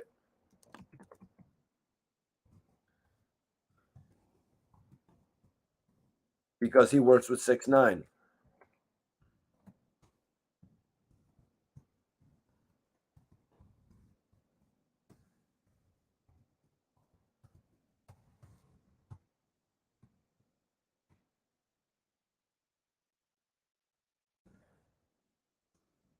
Okay, let me get that straight.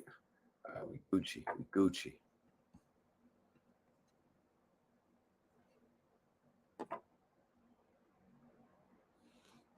Trolls terrified. I play no games with you.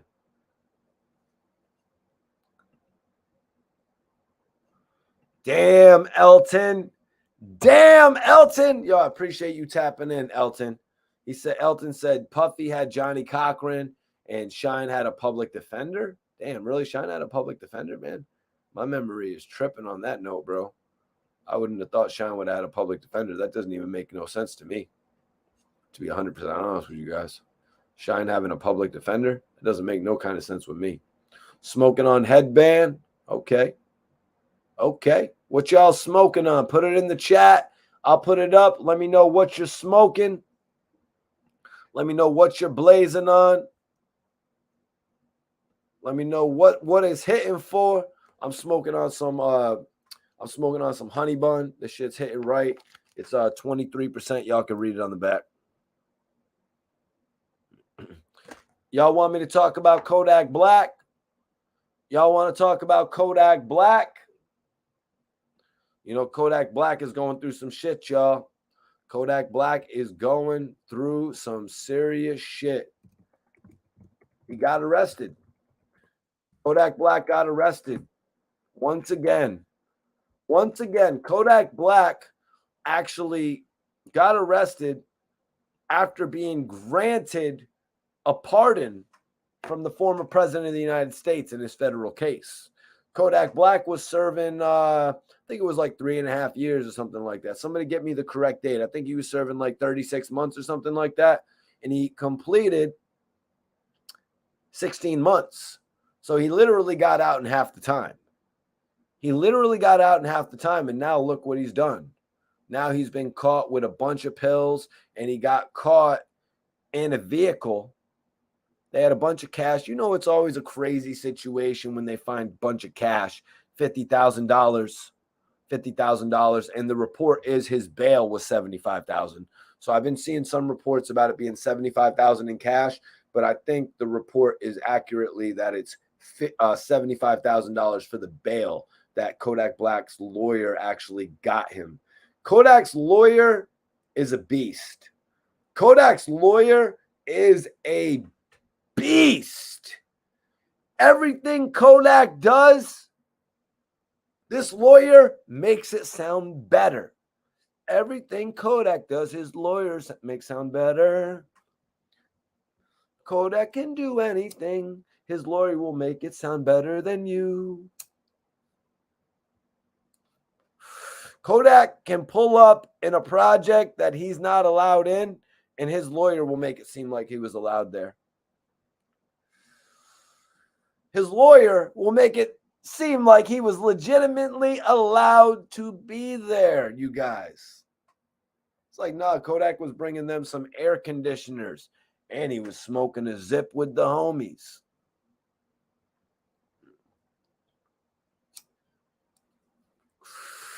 Yeah, I brought 1,000 air conditioners. And I was popping some Zans with the homie. Yeah. You know what I'm saying? I was drinking some Wack. You know what I'm saying? Come on, man. Look what happened to Offset when he first got home. Offset, when the Migos got locked up inside of that, what was it, a high school or something? Offset had a bunch of shit on him. And he's the only one who didn't come home because of the fact that he was already just locked up. So they're like, yo, this is the art of getting locked up. You just got locked up. You're not coming back out right away. Quavo, Takeoff, they're coming home. They're coming home right away. Set the bail because they don't have any pre-existing charges. You know what I mean? It's kind of like what we was talking about with NBA Youngboy. But NBA Youngboy beat the charges, man.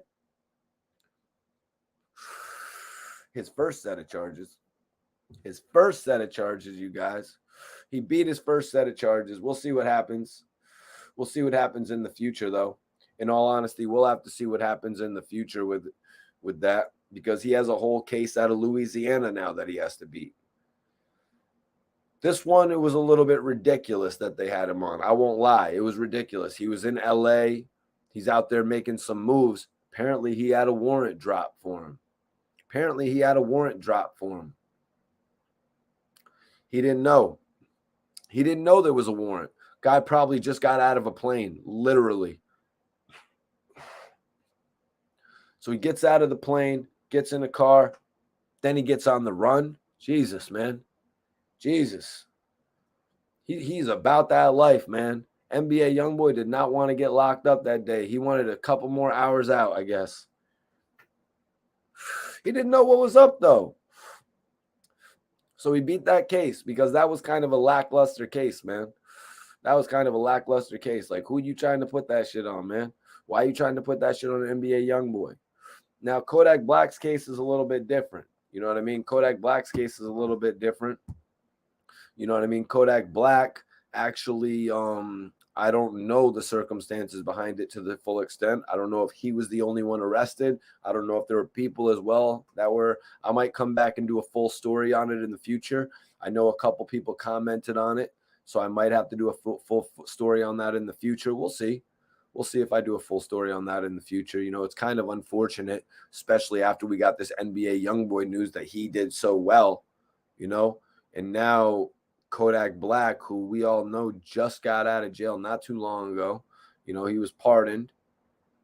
Seemed like he was doing really well, you know what I mean? Aside from getting in all types of altercations at like McDonald's and, you know, getting in trouble for going back onto old premises that they didn't want him on. His name has been in the headlines quite consistently, especially saying shit about other rappers, you know what I mean? Doing shit like that. Kodak Black really gets a lot of attention. You know what I mean? A lot of attention. And they try to paint him they try to paint him out to be somebody that looks for negative attention, when in reality, the man has a lot of fans, and that's why the public perception of him is so, you know, distorted. He has so many different fans, so many different people are growing to know him every day more. You know, more people are getting to know him every day. I mean, look at him. He's starting to do GQ and all different types of shit like that. Pretty impressive, man. I got to give it to Kodak Black. But, yo, I want to give everybody the chance to ask some questions. We're going to do some open questions. At the end of my live podcast, I always do open questions.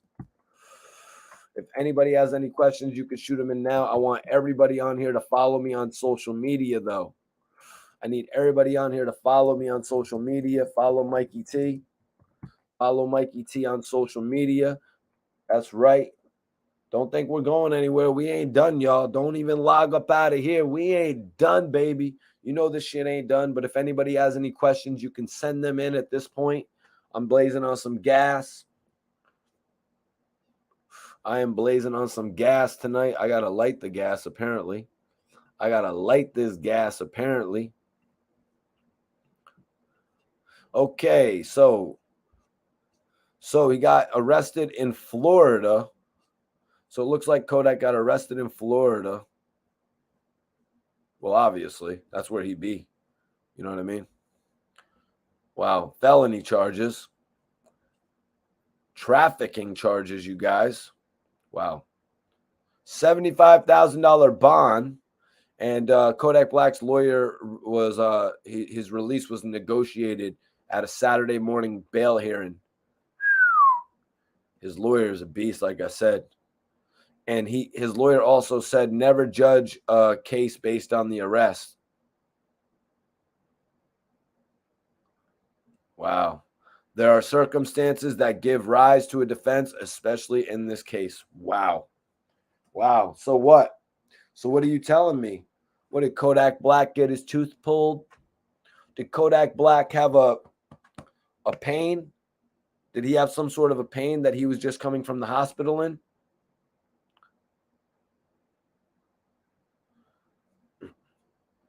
Did he have a pain and he was just coming from the hospital and he had a fresh prescription? You know what I mean? Because this shit happens, you guys. This shit happens all the time.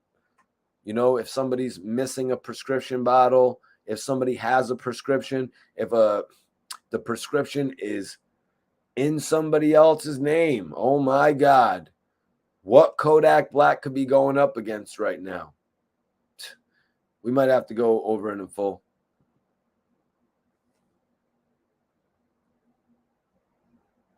Yo, Ida says, Mikey, what made you get so deep in hip-hop, bro? You know so much shit, blows my mind. What you talk about, my guy. What you need for real podcast, bro. What do you mean, what do you need for real podcast?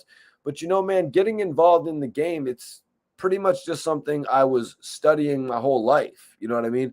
And when I say studying, I mean listening to the albums. I mean going to the stores. You know what I'm saying? I mean, going to the stores and actually picking up the magazines and reading the magazines, not really having the money to buy the magazines and stuff like that. I would save up my money to buy the albums. You know what I mean? I'd save up my money to buy the albums. In some cases, I guess you would get the tape though as well. I think it was because the tape might have been cheaper back then or something. What would have been the reason that I got the tape? Can't really remember right now. But thinking back in the day, I could just remember before the internet was created, you guys, before the internet was created and all this like it is today, where you could go up and read online articles all the time and read about your artist like that. I would literally go to the stores. You know what I mean? I would walk from my house to go to the stores that would carry the magazines. You know what I mean? And also, I would talk to my friends about music.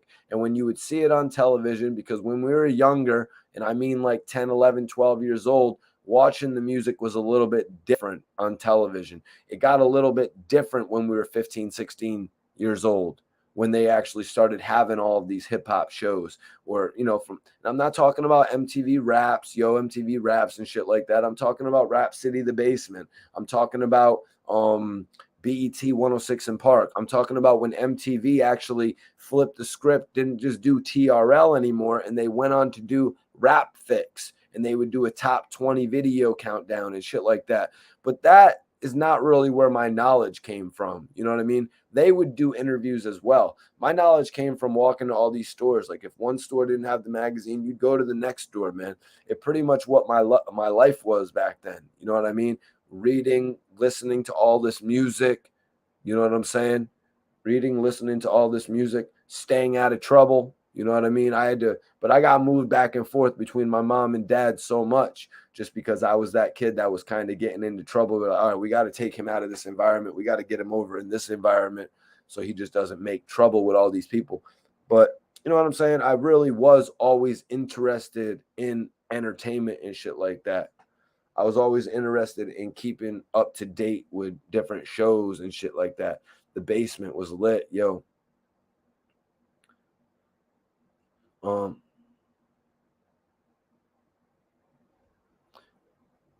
me see. Ida says my kids like Polo G. Yeah, Polo's getting to it right now, man. Polo is getting to it right now, man. They ain't wrong, Ida.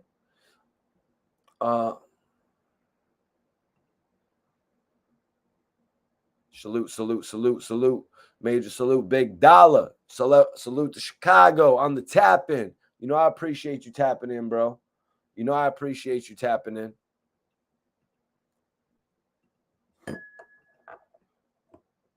Let me see if my guy Twiz will pop in. Twiz might not be asleep yet.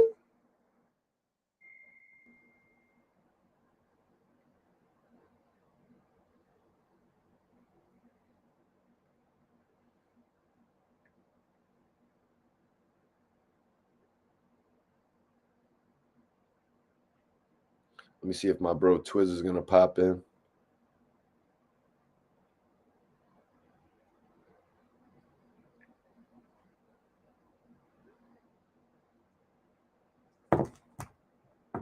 See if my bro's gonna pop in real quick.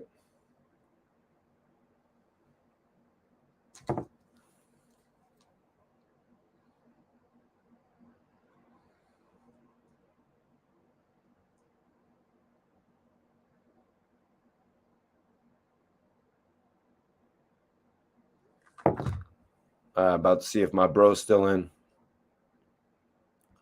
Big Lucci said, "Don't nobody drink Bel Air no more."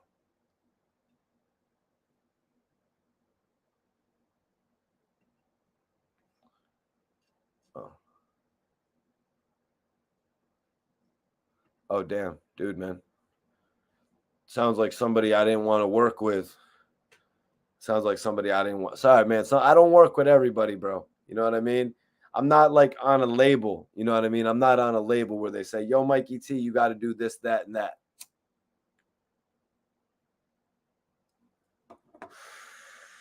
Let me hit my bro up real quick.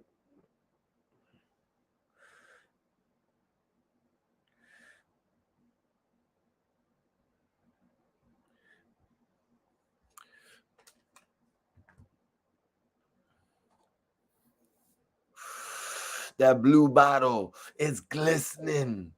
That blue bottle, electric. It's electric. Yo, Risco Rain, appreciate you for watching the channel, bro. You know I appreciate you for watching the channel.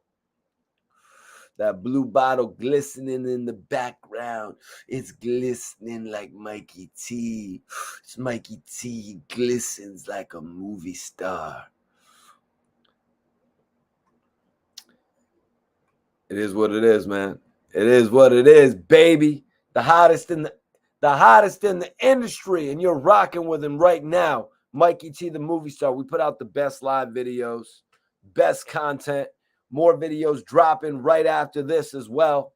You know what I'm saying? The Lightly Seasoned podcast right after this shit. Shout out to my bro Clark. Blue bottles. Blue bottles. Appreciate everybody. Appreciate everybody who checked out the Cuban Link interview. Appreciate everybody that checked out the Cuban Link interview. Everybody that checked out all my recent shit. I just shot a new interview as well with the CEO. Yeah, that's right. I got a new interview coming out with a CEO. Whoa. I'm the hottest blogger. Did I say I was the hottest blogger? Maybe I shouldn't take that credit. You know what I mean? Maybe I should fall back a little bit. Maybe I should fall back a little bit on that, man. Yo!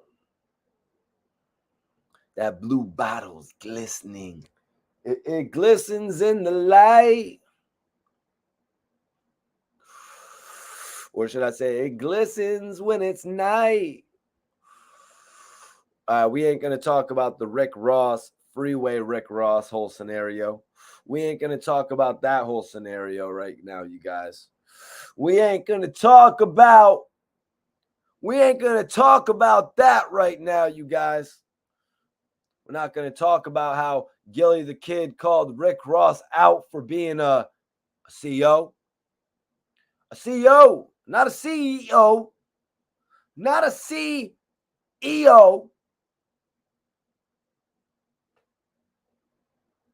A CEO. A CEO, you guys.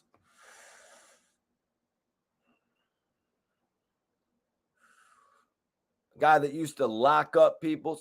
Lock it up. Lock it up. You know, like it said at the beginning of the Tony Yayo So Seductive song. Lock it up.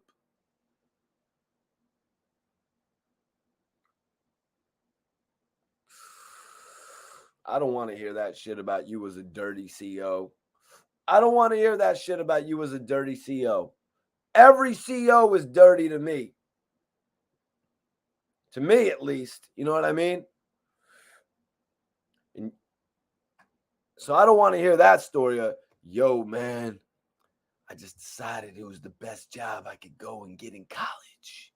I wanted to go to college. I needed a place.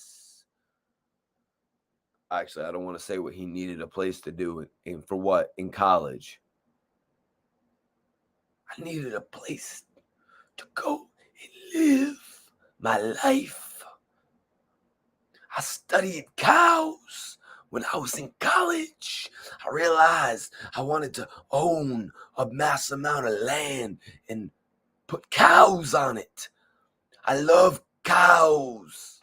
Moo! Huh? Let me stop, man. Let me stop.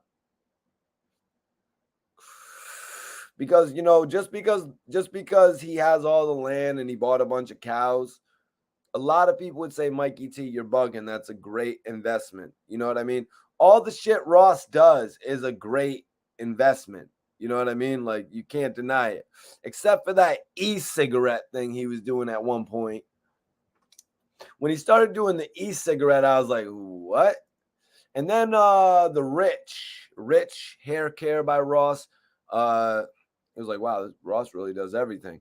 But honestly, I went to some event that was giving out that shit. I went to some event that was giving out those products from. Ross is smart as hell. You know what I mean? But saying you're going to create a podcast,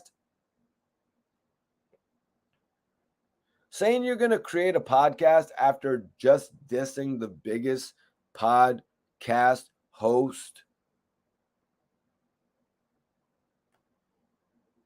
that's not smart, man. That's like, really? What are you going to go do a podcast run? What are you going to go do a podcast run with Nori and Joe Budden? You're going to go see the big boys? You're going to go see the big boys and tell them that you're starting a podcast, and then you're going to act like they don't remember? Are you going to act like they don't remember that you just dissed the biggest podcaster that they've seen thus far? Because Joe Budden and Nori both pay Gillie the Kid his respects. So I guess you can go do academics. Academics stuck up. He's like, yo, Gillie, why are you posting this about Ross subliminally? I ain't posting nothing subliminally. I stopped my interview.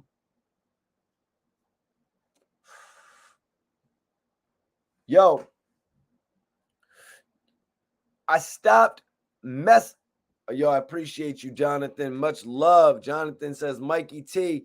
Salute Mikey T from Chicago. YouTube is messing up the notification, but this is some quality. Yes, you know, just like Hassan Campbell says, I know there's 1,600 people in here right now. I know it. There's 1,600 people in here right now, and their YT is messing with the algorithm. They're messing with the algorithm. They want to stop my shine. It's time for me to boss up. It's time to wake up and boss up. I gotta boss up and start a podcast. I want to start the best podcast. It's going to be the best podcast. But the only problem is I don't have time to record my podcast. Yeah, because he does too many shows. See, Ross wasn't really thinking when it came to that. It's like, bro, you got mad shows to do. You got mad shows to do, Ross. You got mad shows to do, Ross. You're not really doing the whole podcast thing like you used to. Legitimately. You're not really doing the whole podcast thing like you used to.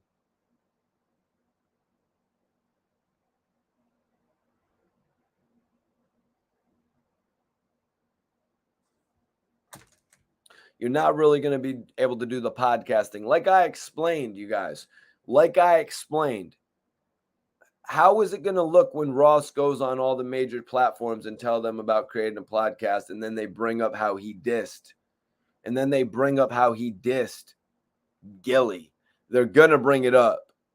You know what I mean? They're going to bring it up, and they're going to be like, so what makes you think you can start a podcast now to go in after dissing Gillie the Kid? You know what I mean? What makes you think you're going to be able to start a podcast? You know, everybody and their cousin wants to start a podcast. You know what I mean? Everybody and their best friend wants to start a podcast. You know what I mean? It doesn't work out like that. Even if you're Rick Ross, I'm sorry to say. You know what I mean? Are you going to be able to go up there for 90-minute episode once a week? I understand. You know what I mean? You can talk it all out at the business meetings and shit like that. I understand you shoot the best music videos. You were like an upgraded version of like Max B and French Montana and like ARab's videos. It was like an upgraded version what Ross was doing with Maybach Music. That's what made it so cool. You know what I mean? That's what made us all tap in with it as fans. It was like, okay, I see what Rozay is doing. He's kind of giving us that delivery on the internet market. He's giving it to us on a little bit of a bigger level. I mean, we know Ross. We knew Ross. Like Neighborhood Star is saying, Mikey, Ross fell off. We knew Ross when he first got into the game with Port of Miami. We knew him when he first got in the game with Trilla, 2 major albums. I mean, they sold about 150 first week each. You know what I'm saying? That's why I say when people are saying Gillie wants to be Rick Ross, inaccurate. Sorry, Mikey T, the rapper, does not want to sell 150,000 copies first week. When I rap as Mikey T, the movie star, and I come into the game and shit like that, You think I'm coming out there to sell 150,000 first week? Hell no, man. I want to move like what Tony Yayo said, 700,000 first week. That's what I want to do, you guys. I want to move 700,000 first week. That's what I want to do. I want to move 1 million first week.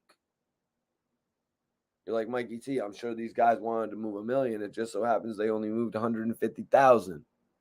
Well, don't tell me I aspire to be you then. Don't tell me I aspire to be a rapper that sold 150K first week. I'm going to be the biggest rapper in the game. Talking to me about I sold 150. Maybe you didn't have the right single. Were you really hustling every day?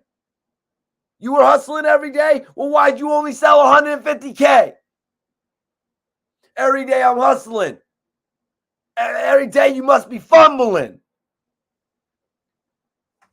Dude's like, every day I'm hustling. What? Were you hustling the product, Port of Miami? Or did you have a few things on deck? Because you should have been focused on Port of Miami. But anyways, back to the point.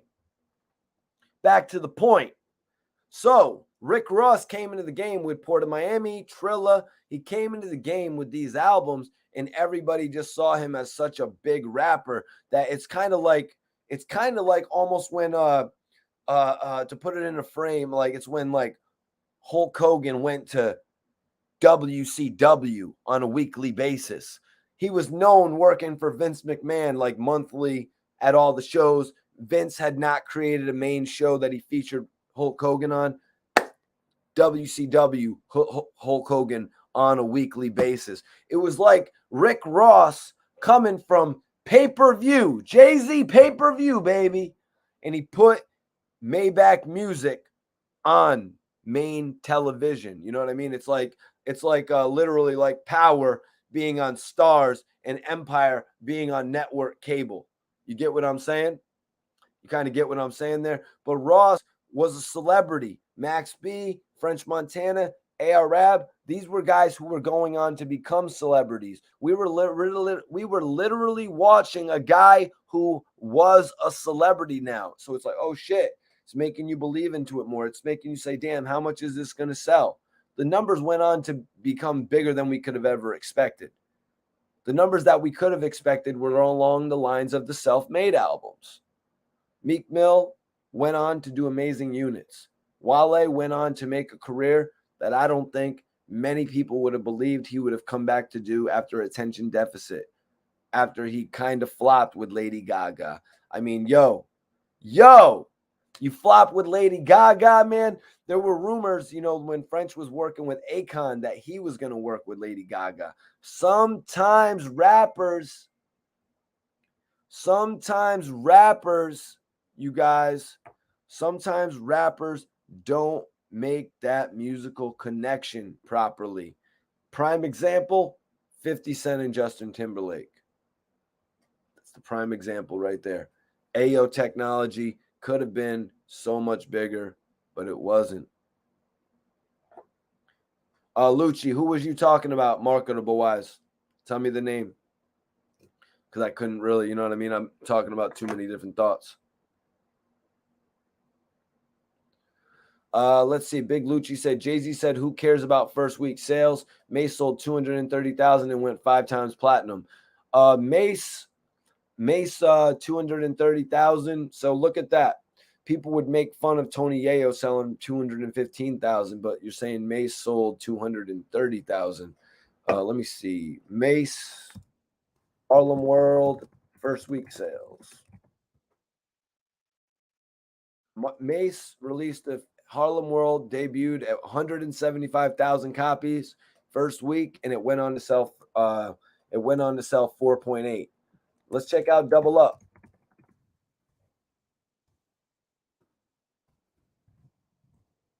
Check out Double Up. 350,000 copies sold first week. Let's check out Welcome Back.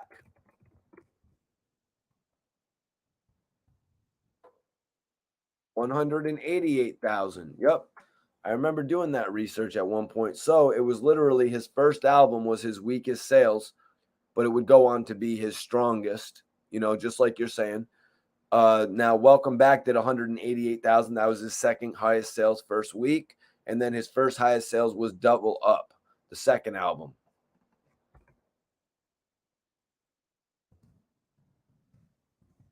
And I bet you, and it was debuting #1. It was certified gold 1 month after its release.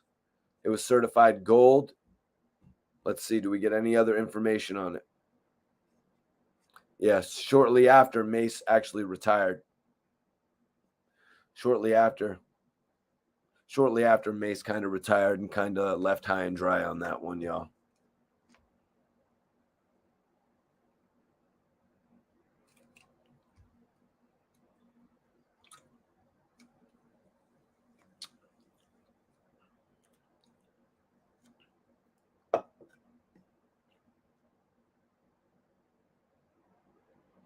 Sean Bell, you are mad late. Rewind the video, bro.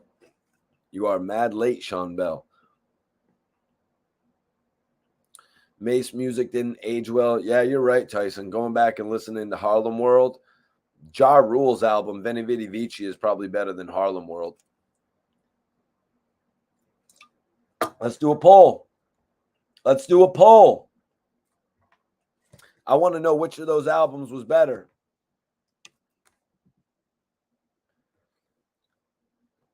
I want to know which of those albums was better. Was I bugging by saying that?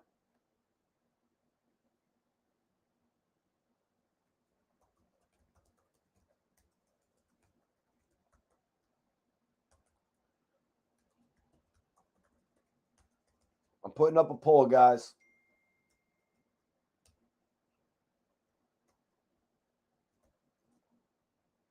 Ja Rule, Mace.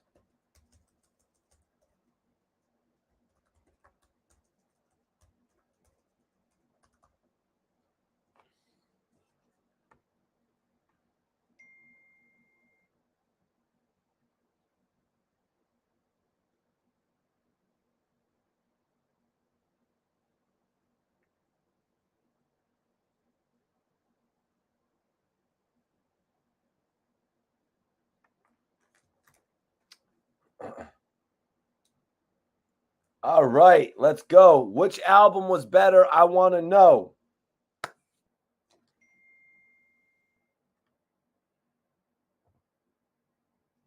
Which album was better? I want to know, you guys.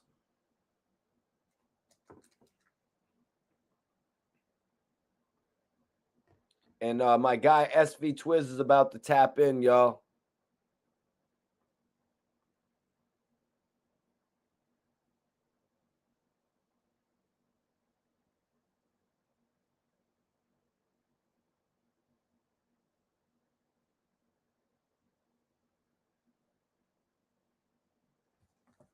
Yo, yo, yo. What up, Eric? Everybody that's tapping in for the Gillie topic, my guy SV Twiz is about to tap in. I'm going to tap, SV Twiz is going to tap in so we can go over the Gillie topic again. Everything is Gucci, man. Everything is great. My guy SV Twiz is about to tap in. Ja was popping till 50. Nah, James. Ja was popping till The Last Temptation, bro. Let's be real. I'm a fan of Mace, but Ja's got that. Ja Rule, Veni Vidi Vici is not winning, though, right now, you guys. Ja Rule, Veni Vidi Vici is not winning right now.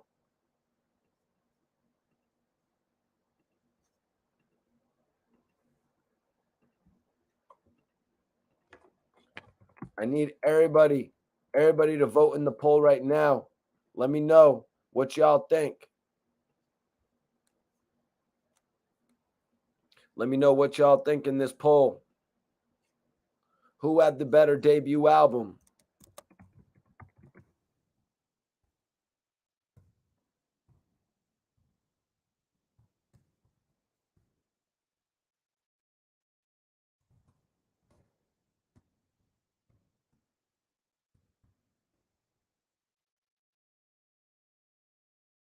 Okay, so we got Ja Rule, Veni Vidi Vici.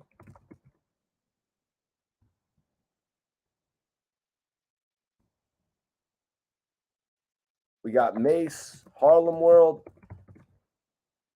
Let's see, who else could I add to that?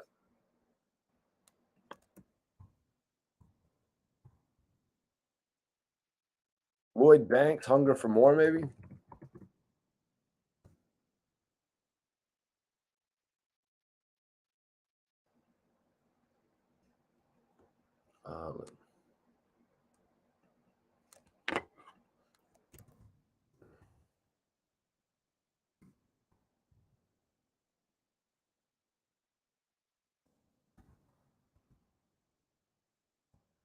There we go. That's a good one.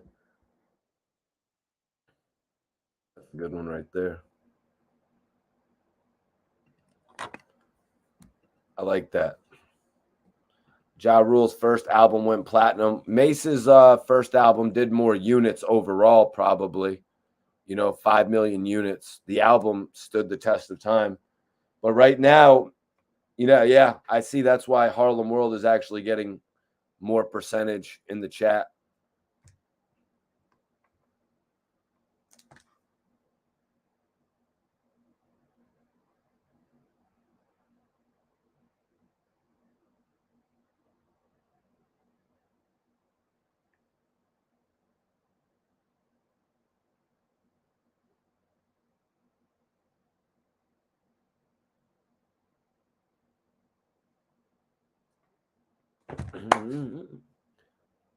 Both albums didn't. Ja Rule's debut album aged well.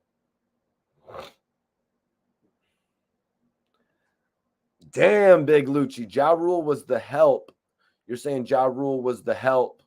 Ja Rule was the help, meaning like he was working with Irv Gotti and shit like that. Well, Mace was technically working alongside Diddy, bro. You know what I mean? They both were working alongside an executive producer. You know what I mean? They both were signed under an executive producer. So let's be accurate about that.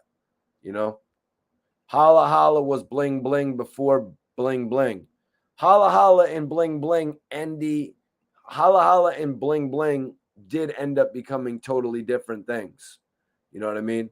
They did end up becoming totally different things, though. Bling Bling took on more of a life than Holla Holla in reality. Holla Holla was forgotten. Bling Bling became a fad. You know what I mean? Or they were saying Holla Holla in New York like that. Like people would walk by people and they would leave people and they'd be like, yo, Holla Holla. Somebody break that down for me a little bit in the chat. Yeah.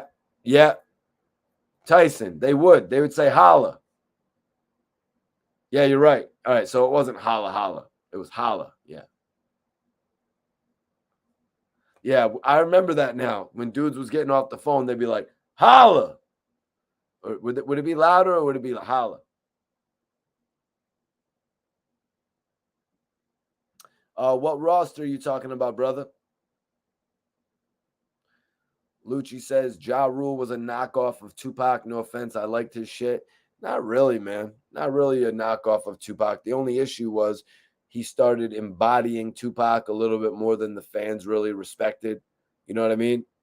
The way he, I don't know if you could really say the tattoos on the back, but the way he would incorporate the music, the way he would redo like So Much Pain, he redid, and then he used Pac on his Last Temptation album. He actually used him on The Pledge, Speaking, and the way he would tie his bandana. I don't know if we're really going to go at the man for the tattoos. I don't know if we're really going to go at him for the tattoos, but the bandana and you know what I mean? And when he started going at 50, though, he kind of was acting like Tupac. He was trying to act like Tupac.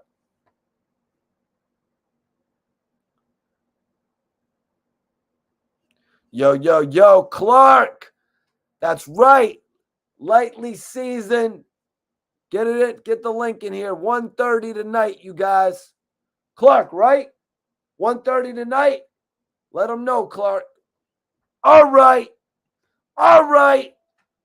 I'm waiting on my bro, Twiz. Let me let him know we're waiting on him.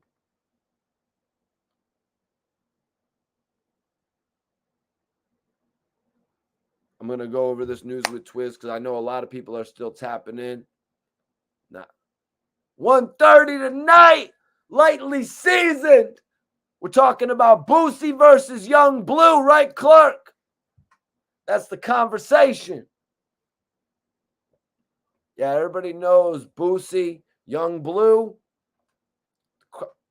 The conversation right there is going to be crazy. Young Blue about to sign a $30 million deal. That's what Young Blue was saying he wants. Young Blue wants a $30, $40 million deal, but there's been talk of a $9 million deal, and now Boosie's ears are ringing. Now Boosie's ears are ringing, you guys. But I know a lot of you have probably been following that. I know a lot of y'all have been probably following that. So definitely tap in on that conversation directly following this show. I'm waiting to see what's up with my bro Twiz. Let me see if he's Gucci. Oh, shit, I got some Kush on deck still. Got some Kush on deck still. This podcast is getting real. Y'all are watching the Mikey T, the movie star podcast. Oh, yo, Twiz. Oh, you with the family right now, brother?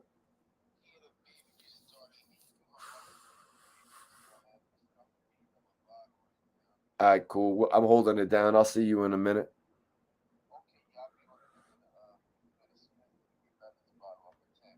All right, brother. My man. SV Twiz is going to tap in for a second because I know a lot of people want to hear his take on the whole situation, with Gillie the Kid. I know people want to hear his take on it, man. Also, Wack 100 saying Gillie the Kid wanted to be Rick Ross.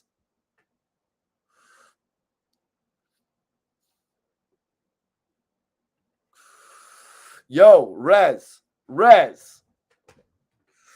wasn't going to do that, bro. If I'm going to do that for the best albums, it's got to be 50 Cent, Get Rich or Die Trying. It's got to be Kanye West, College Dropout, Big Pun, Capital Punishment. You know, it's got to be those albums, bro. It's got to be those albums if I'm going to really do that. You know, I didn't want to put a few of, the bigger, more classic albums up there. Although you could argue that Mace's album Harlem World would fit into that category. You could argue that.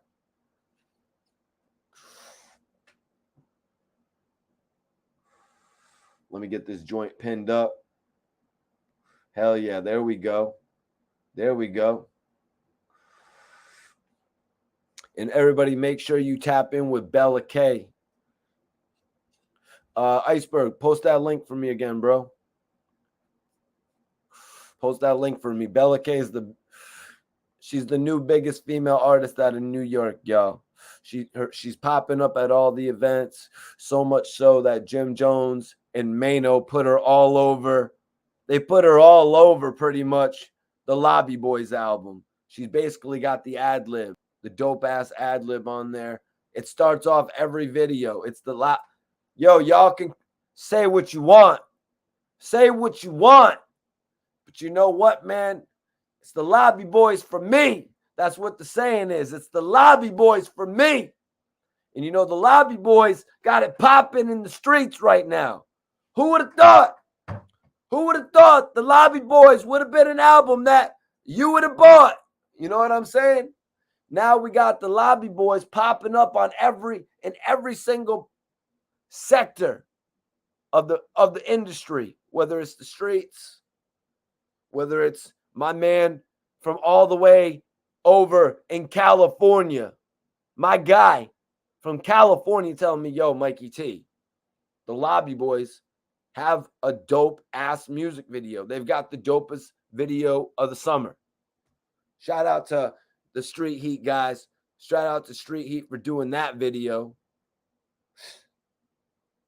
They're on an amazing momentum right now, man. From We Set the Trends, you know what I mean? From We Set the Trends to all that type of shit.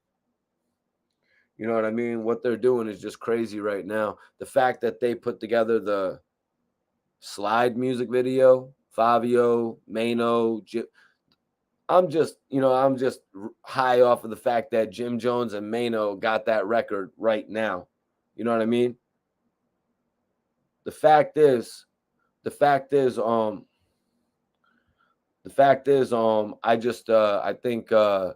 it's crazy. I think it's crazy that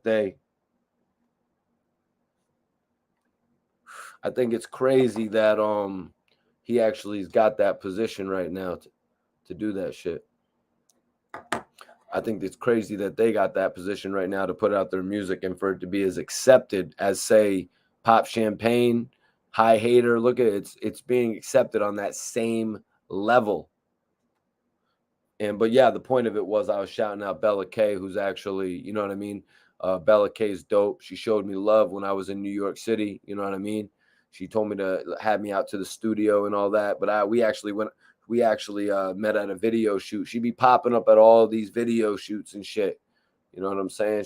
She got her name. So it's Bella K, the Lobby Girl. When you hear the Lobby Boy records, it's the Lobby Boys for me. That's her voice, just so you could be familiar with it and shit. It ain't gonna be something like where they never knew the Maybach Music Girl. You know what I mean? With Bella K. She's actually got a new video that's out right now. Y'all can check it out.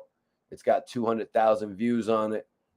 Bella K, hit her up on Instagram as well. You might get the follow back right now. But like I said, Iceberg, post that shit, bro. Post that shit. So everybody can see that shit. Got a video following this directly at 1:30, y'all. That link is pinned. Also, SV Twiz, the hood blogger, is joining me for his comments right now.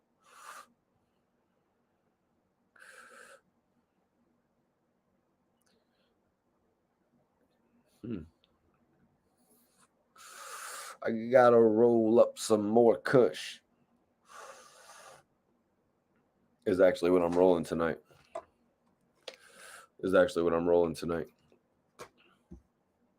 Nah, not Bella K, the reggaeton artist. Here, let me show you. Let me put Bella K's IG up here. Let me put Bella K's IG up here so y'all can see Bella.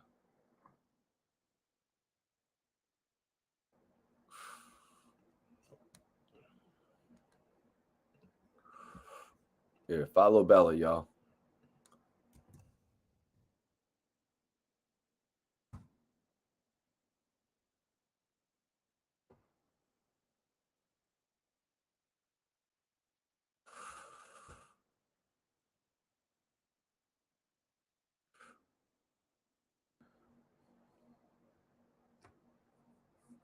Yo, what's poppin'? Springfield. Springfield's in the building. What's up with you, Angel? Appreciate you tapping in, man. Appreciate you tapping in.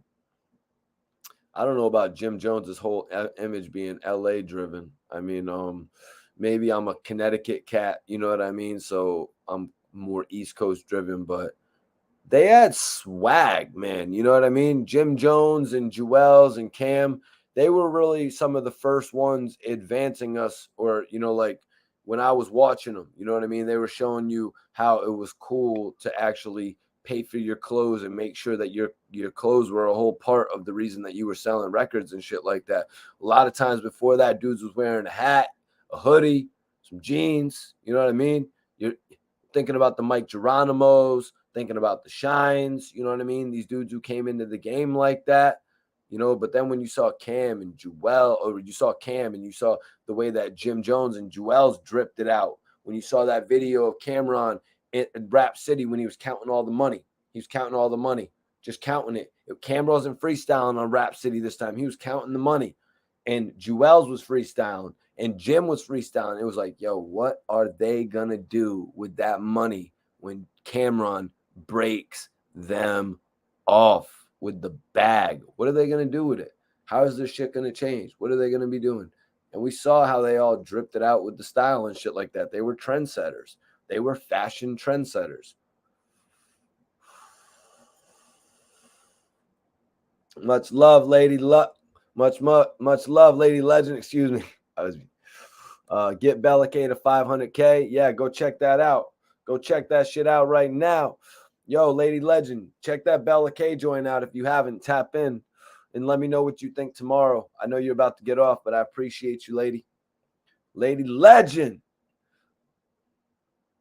One of the new moderators. Put some respect on her name. Angel, it's all good, brother. Appreciate you tapping in regardless. You know, it was a crazy night. We was over 400 people in here tonight, but we still riding high, and we got some shit dropping directly after this live podcast. That's right. My guy Clark has the new join up, Clark and Mark, lightly seasoned podcast dropping directly after this, you guys. Lil Boosie versus Young Blue talk. Shit's about to get epic. I ain't lying, man. Shit's about to get epic. That is a story right now. You know, Blue came into the game, got hot. Drake jumped on his shit. I'm interested to see what the guys got to say about that. Iceberg says, good night, lady. Appreciate you for holding us down for sure. For sure. Appreciate you. You know, you be hitting that what's it when you stall somebody out on here and shit, you be hitting that button, stalling these dudes out. She be stalling these dudes out, for a lack of a worse term. You know what I mean? Because I ain't even gonna do that, man. I like to keep it clean. I like to keep it clean on the channel. You know what I'm saying? I like to talk about the real shit. I like to talk about the hip-hop shit. Love staying in tune with everybody. Make sure y'all tap in with me tomorrow night. I'm going to be live tomorrow night at 10:30 p.m. You heard? I'm going to be live tomorrow night at 10:30 p.m. My usual time. Live podcast. Tonight we had an epic topic. We smoked a bunch of good kush. We smoked on that good kush. That's what we always do on these podcasts. We always smoke that good kush. We always have a good time. And we always uncover new details about the history that we watch play out in front of our eyes. That's what we do. Yes, Lady Legend, appreciate you for checking out the Bella K joint. And anybody else who drops a comment on the Bella K video, I will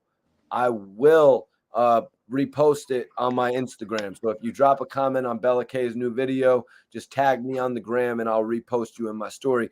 SV Twiz, my brother. Mikey T, my bro, you already know how we carry it. I don't know why my AirPod didn't connect. Let me see if I can close it. It was...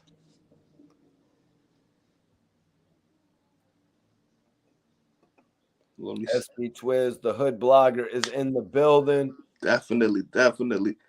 Much love and respect. I'm just sliding the screen up for 1 second, Mikey. I just want to check my Bluetooth settings. Yep, you get yourself situated. I'll hold it down. You're here now, though. You're here now. That's all that matters. Oh, that's what it is. Let's get it going.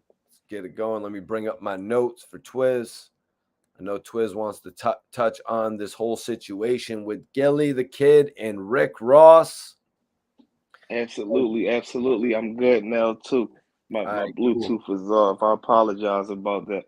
So this whole situation pretty much stems from when Gillie the Kid ran into Lil Wayne. He ran into Lil Wayne, and Gillie the Kid decided to speak on running into Lil Wayne, you know, and he kind of got called out about it through Mac Main. We might have to touch on that on a later episode. I really wanted to talk about that in full, Twiz. But Rick Ross jumped in the comments, and he basically supported Lil Wayne like he had done earlier when, you know, Birdman and Lil Wayne were going through it. And he jumped on a track, and he put it on his album addressing the whole situation. So now he's jumping into the situation with Gillie, calling Gillie apparently a fraud. And Gillie took the time out of his interview with Southside on $1 Million Worth of Game to actually respond, saying, yo, you didn't think I was going to bake you? You didn't think I was going to get you after what you said jumping up in my comments. He's like, yo, you're a CO. You're the type of person that used to lock up you are the person that used to lock up people like Wallow back in the day. So that was the first interaction we got from these two in a hectic, crazy fashion, man. Facts. Last thing I know, they were actually taking pictures together. So what's your reaction to all that, Twiz, before we get deeper into what they both said on social media this week? Okay, so my reaction to everything was, first and foremost, Rozay, mind your business. Like, I'm talking about as far as, mind your business, ladies. Yeah, like as far as calling Gil a fraud. I mean, that's like Jay-Z worrying about, someone that's supposed to be below him financially. You know what I mean? We talking about financially. Rick Ross, you got farms, you got all this going on. So you mean to tell me you got time to comment about Gilly and call him a fraud about an event that you wasn't there to even witness it? Like, it's not like you was standing right next to Gilly and Wayne at the time when this was happening. So what gives you the right to even call him a fraud for that matter? I feel as though he set himself up for Gil to respond. You know what I mean? Was it serious or that deep? No, I don't think it was even worth it. Like, these guys when were actually on the same label at one point as well, Twiz. So to say that he had a more of a relationship with Lil Wayne, he was Facts. actually in the dirt. You know what I'm talking about with Gilly when nobody even knew who the hell. Well, I knew who Gilly was because we're gonna be for real about that. They know Yeah, who Gilly was, man, when he went over to facts, work with Suave House. But facts. but yeah, what do you keep on going, Twiz? I just wanted to put that out there. Yeah, so that's the first thing. I feel like he should have minded his business. You a millionaire, you got farms, animals, and all that. That should have been your focus. And you got problems in your own life. You've been dealing with health issues. You've been having seizures, things like that. It's more things important in life that you should be focused on.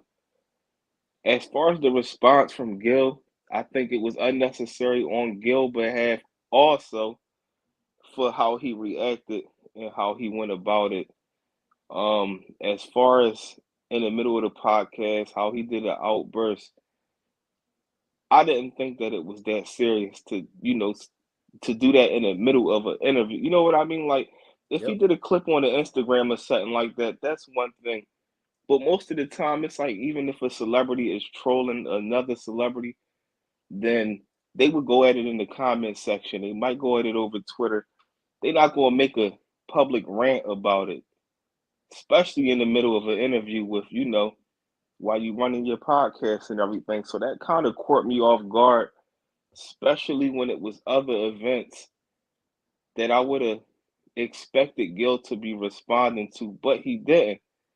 Um, One thing you don't want to do is use your AKA real card towards certain situations. Like, you got picks and you pick and choose your battles, which you are supposed to, but when you're doing it publicly, it makes it look bad. You know what I mean? I don't think that it was that serious for Gil to even respond. Nor do I think that Rick Ross shouldn't even have cared. Lil Wayne is not going to love you more or less because you in the comments calling Gilly a fraud. Lil Wayne don't want to deal with that type of nonsense. He don't want to deal with, like, come on, man. Let's be serious. At the time when Wayne probably would have wanted to deal with that, this is when he was still young. Around the time when he did do like the diss track, at these years that would have been more acceptable. It was a very unfortunate situation, and to see how everything played out, it seemed like they had issues with each other already. Like, it was kind of held back a little bit. So like that kind of when they bumped heads, it was like they pretty much released how they felt about each other. You know what I mean? I think it was unnecessary but entertaining. We love entertainment. I'm not gonna lie, it was very entertaining and very funny for both parties. So If So, Twiz, I want to get your comment on Wack 100. He did a clubhouse. He spoke on Gillie and Ross going at each other. He said, "Here goes the problem. This is what is weird about it. Let's call a spade a spade. Ross has got more money than you, and unfortunately, Gillie, he's got more hits than you. Either way it goes, I don't know how you're going to win that one. It's kind of like he's the dude you wanted to be in music, but never could be."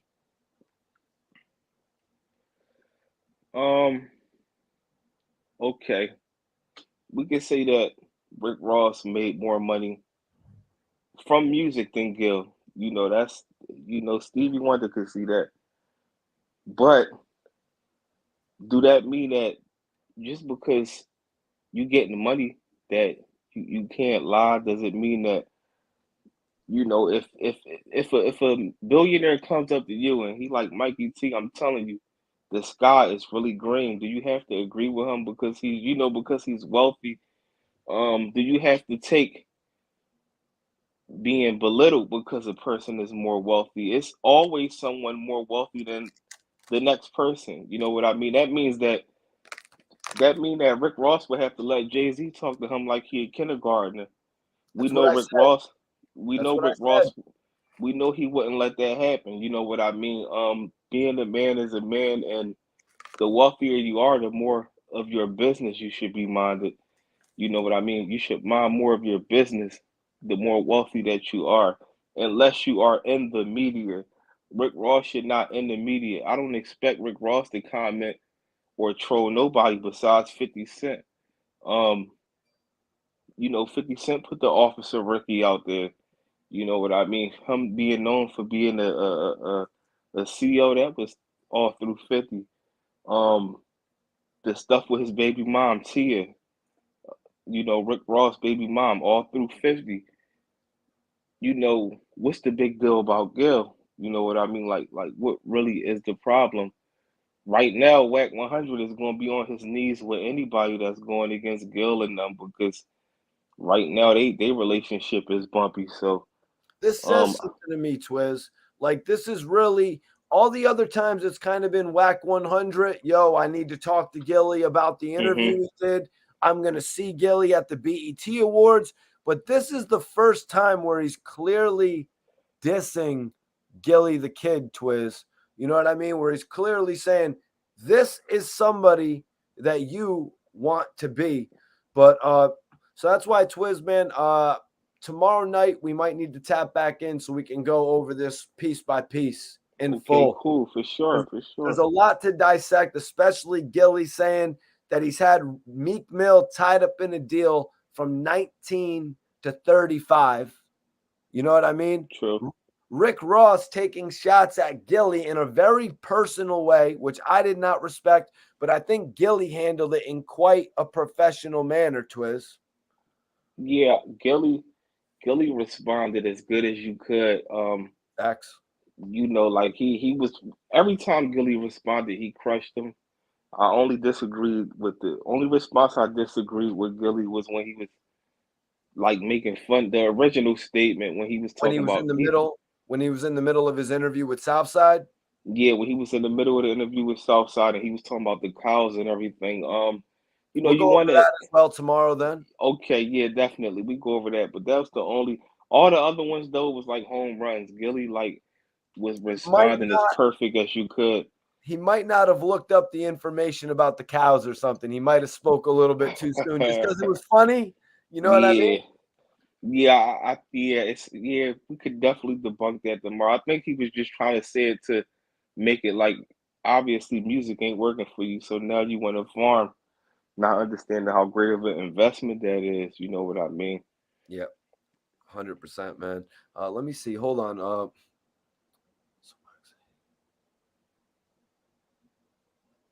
But yeah, and another thing is I want to talk about the fact that Gillie was actually popping before Rick Ross. You know what I mean? Oh yeah, If you go back to one of Rick Ross's first video looks, it was that video with him and Trina where he was wearing that jersey or some shit. I don't know if you remember that video, Twiz. When I hear Rick Ross, I hear 2000. This is two at the beginning of his career. When we talk Rick Ross and when we talk Gillie and we gotta obviously speak on major figures also. It's a 19 at the beginning of that. You know what I mean? It's we talk about 95, 96. We talking about Who did Jay-Z come get first, Twiz? definitely the figures. As much as we love State Property and Beanie Siegel and everybody, the first ones was major figures. They got themselves lit around the world from North Philly from pushing out their own music. So you know how big it is with no internet, no MySpace, no nothing, no Instagram for somebody in New York to hear about you. You know what I mean? Like, that means that you're ringing bells for someone in the Midwest to hear about you. Jay-Z was just one of the few people that was trying to sign him at that time. They was lit. They was definitely lit. And and one thing about Gil always been a star. He got major star power. And it's a lot of artists that make great music but don't have star power. Gil's star power is the reason why he's still successful today and why he was able to remain relevant for the years that he did. Hell yeah, El Cappy's in the building. Salute, salute. Yeah, Twiz makes a really great unbiased opinion right there. You know what I mean? Because obviously, when we're coming at this topic, we're going to discuss what we agree with certain artists are doing, what we disagree with. Twiz says a lot of what Gillie did knock out Chris Tucker's type shit. But when you mention some things that you haven't studied up on, or if you do something like do it in the middle of Southside's interview, which who knows who's thinking that's unprofessional, but who knows who's saying, you know what, man, that Southside interview, you know what I mean? Like maybe this will be the biggest thing about it. True. No different. Southside. Yeah, but no, that's no different than like we was talking about how Wack did in Blueface interview. One of them Jones, you know what I mean? Where it just shifted it over, but made it a legendary moment also. Took over the interview. Now, Twiz, we're gonna come back tomorrow to discuss everything in full. But I want to know, man, before we get out of here, Lightly Seasoned is coming up next, y'all. Iceberg's got it up. Stay tuned for the Lightly Seasoned podcast coming up next. Let's get it. Twiz, I got a question in the chat. Which album was better? The debut album from Mace, M.A. $E, or Ja Rule? We got Ja Rule, Veni Vidi Vici, or Mace, Harlem World. Which album to you was the better debut?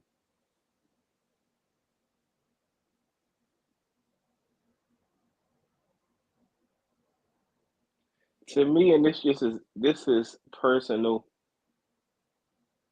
This is my personal opinion. And Mikey T, you probably going to hop on before even saying this answer, but I'm gonna go with Harlem World.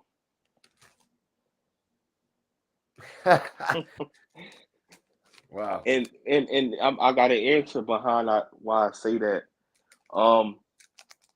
Ja Rule makes excellent music, great music. Album was legendary. That album was legendary. But at the time when Harlem World dropped, Mace was my favorite rapper at that time.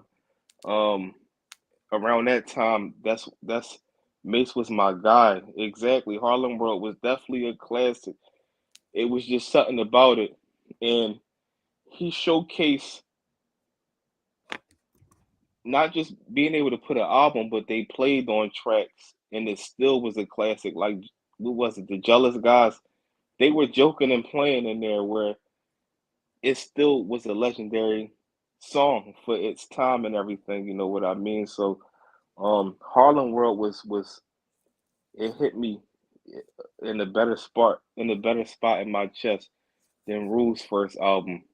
Rule was always a great artist, but he was never one of my top artists.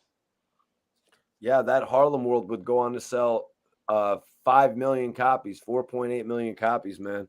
But I want everybody to hit that link we got pinned in the chat right now to go check out the Lightly Seasoned podcast dropping directly after this 1:30. Twiz, Let's I get it. appreciate you for tapping in. I want to give you a second. You already. Drops, bro. Hit Man, them this with your drops, Twiz. SB Twiz, the Hood Blogger. Y'all know how I carry it. Check me out on YouTube at the Hood Blogger. You know, got different content on there. Other than that, y'all can always catch me on Report Card Radio. A lot familiar with my brother Mikey T, the movie star.